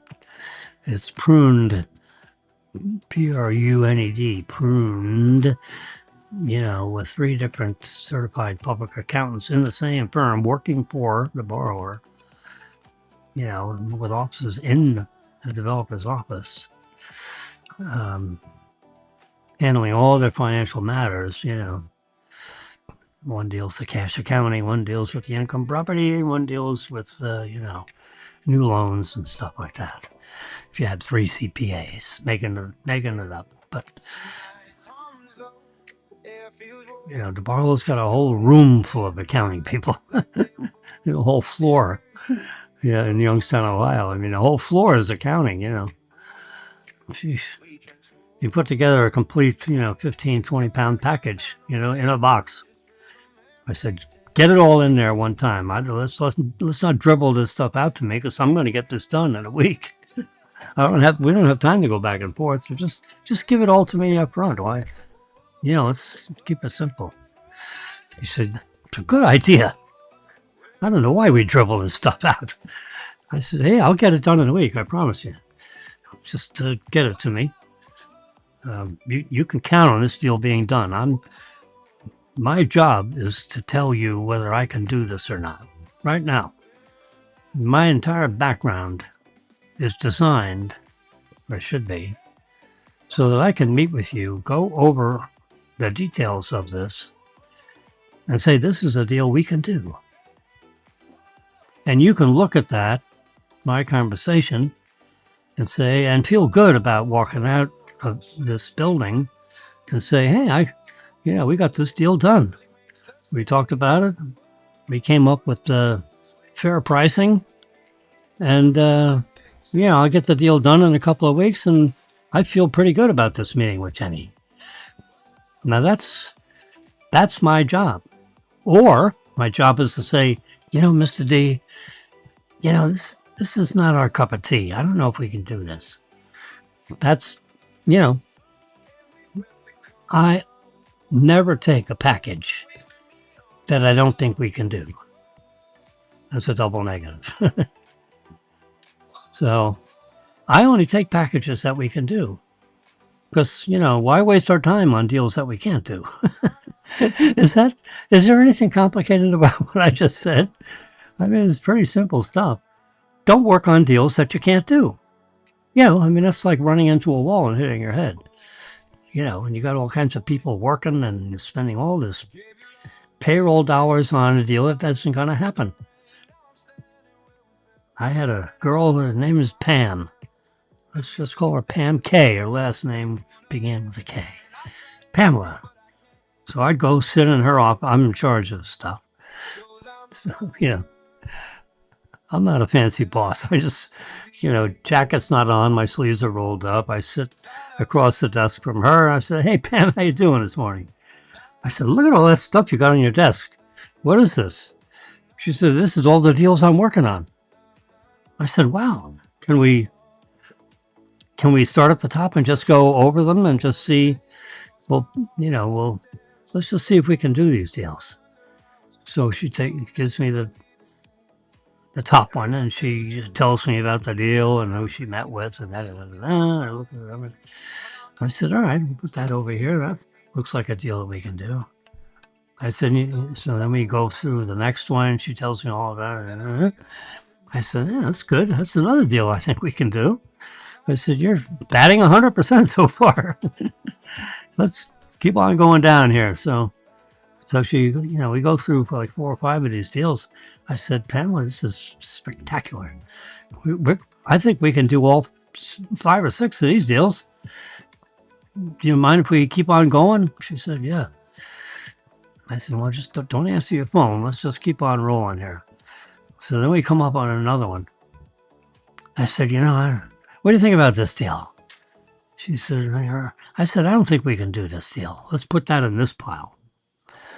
So then we went through a couple more deals. And so there were like 4 or 5 of these deals on the corner of her desk. There's like 15 deals on her corner of her desk. I said, these 3 or 4, we're not going to be able to do, I don't think. Maybe there were 5 deals out of 15. So we could do 2/3 of them and couldn't do the 1/3. I said, so here's these 5 we can't do. So get them out of here. Take these deals, call the borrower, and send the package back to the borrower. Put a nice letter in there. Thank you very much. Not our cup of tea. Something like that. Nice letter. Really appreciate, look forward to the next deal you have coming up. Get rid of these things. Don't let the borrower think that there's a deal here when there isn't. We can't do that. So get rid of these. When you have lunches with people like this, don't take a deal that we can't do. Now, if you're not sure, fine, bring it in and we'll talk about it. You see how we went through your whole desk here in an hour, and we filtered out 4 or 5 deals that we can't do. And now we don't have our people working on deals that aren't going to happen. That's a total waste of time, right? Waste of your time, waste of everybody else in the building here. And then, they finally get to me, and, I don't want you to spend all this time, and then I kill the deal. So the best thing to do is when you come up with these deals once a week, we should sit down and talk and make sure we're on the same page on these things. Because I want you to know how to deal with a borrower when you meet with them and say, this is a deal I think we can do. And I want you to be able to look them in the square in the face and say that. Or, you know what, this is a deal, I don't think this is our cup of tea. I mean, that's how I say it. You say it some other way. Say it any way you can to make him not feel bad about himself. And thank him very much for the opportunity. I don't think we can do this kind of, we're just, we're going in a different direction than this kind of deal.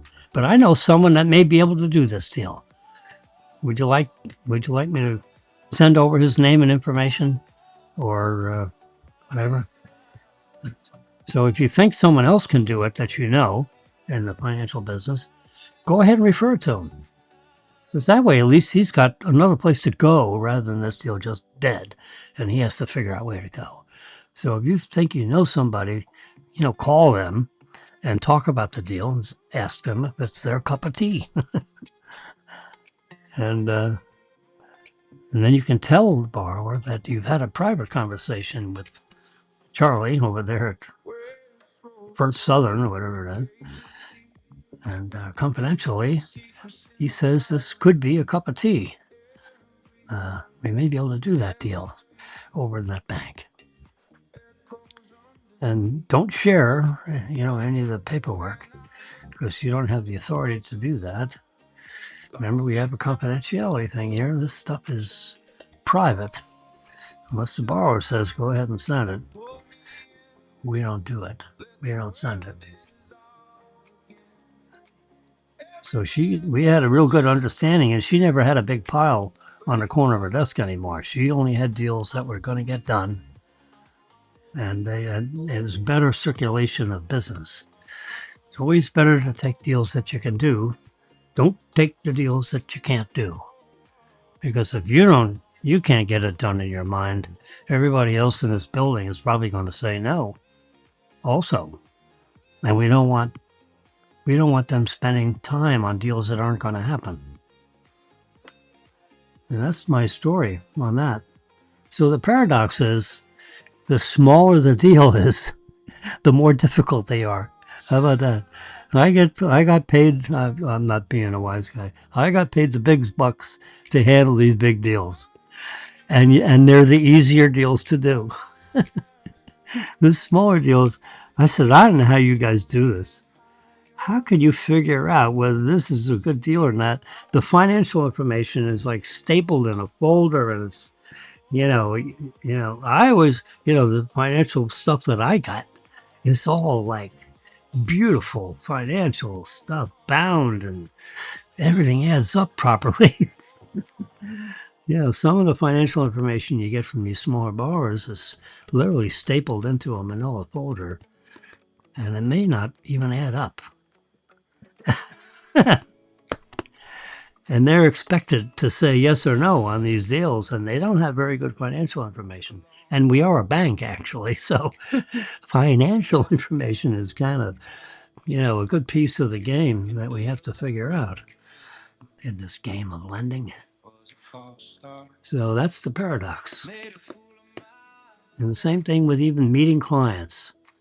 The tellers that deal with all these clients every day, they're the lowest paid people in the bank. How silly is that? And they have the biggest contact with the entire customer base, yet they're the lowest paid. That's another paradox. I don't know how to fix that. I tried to fix it, and this is what it is. I actually did try to fix that. Even when I got to very high places in banking, how do we fix that? These people should be really high paid people, because they're dealing with all our customers. Those should be high paid people, not low paid people. They're the lowest paid people in the bank as the tellers. I was a teller. They paid me nothing. They got me out of there because I talked too much. Stop talking, just process the paperwork. They used to get on my line because I talked to them. Before it was popular to talk with them. Really, I mean, later on, they wanted you to talk with the people. I just did because I wanted to. All right, we're into the royalty-free audio portion of this program, but it's no longer Epidemic Sound. It's something. Yeah, let's see who it is. I like it. Let's see if I can get over there. I gotta turn this stupid thing off. All right, this might. Oh, now where's? All right. Well, I have to figure out how to do this because there it is.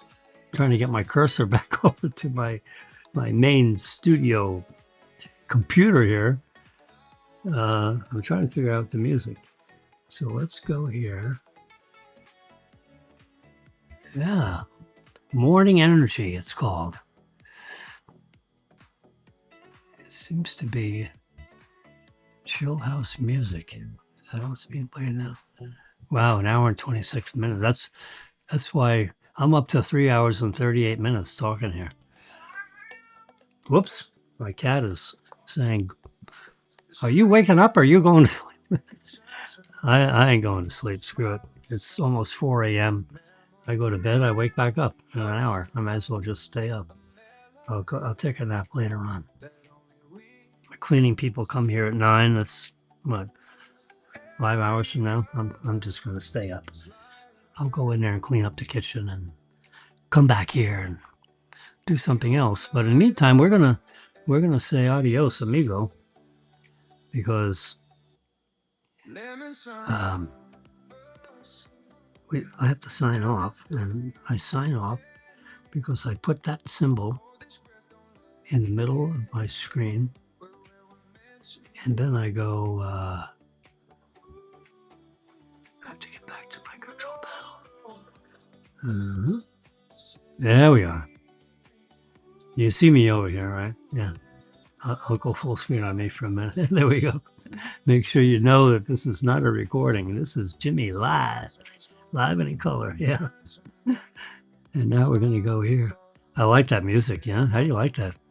I think I'm going to turn this up and just listen to this for a while after we say goodbye. So thank you very much for tuning in. You can listen to this recording anytime.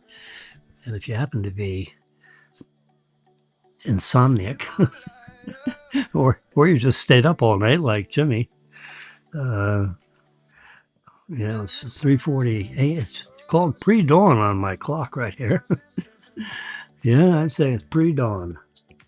Pretty dawn. Yeah, pretty dawn. Early or late, as the case may be. There we go. It's March 4th. I started on March 3rd, and now it's March 4th. So I'm going to say good night, and or good morning, as the case may be. I'm still working on tomorrow, so it's good night. If you just got up, it'd be good morning. How are you? Yeah. I love that music. I'm going to turn that up so you can hear it better. How does that sound? That sounds pretty good, right? Here it goes. See, that has a little echo effect. I think that is just marvelous. Ooh. If you got good headphones on, this sounds really good. Took my hand. This sounds even good in earbuds. I've got these magnificent Sony XM7 headphones. Maybe these are 4s. These are 4s. The 4s and the 6s are really magnificent. The 5s, I had a couple that broke off. There's something wrong with the headgear that holds the earphones together on your head. I don't have a big fat head, so anyway, this is good, huh? Just to get you up, moving around. You get there, washing the dishes, clean things up. Yeah, I got my cleaning people showing. I got 2 ladies that show up, and they're like whirling dervishes. They run around here and vacuum and clean. And I got 2 cats, and they're running around trying to avoid her. One of them hides under the bed spread. You got this lump under the bedspread. She's comfortable and 15 years old, thinking she's safe from the vacuum, the monster with the big nose. The boy cat walks around. He's my lion cat. He doesn't care. Get out of my way. I'm not getting out of your way. he just came in here and meowed at me because I'm talking too much. There we go. So we got some good music here. So I'm gonna sign off with that. You have a good day. I'll come back to you tomorrow night. I kind of like this late night show. Yeah. You wouldn't believe it, but I get more people listening to this late night than I get, when I do the show at like 10 in the morning. I try to go, 9 to 10 every day. And, I get half the audience. I got a nice sized audience at 2 a.m. Crazy as that sounds, huh? Good night. Good morning. Have a great day.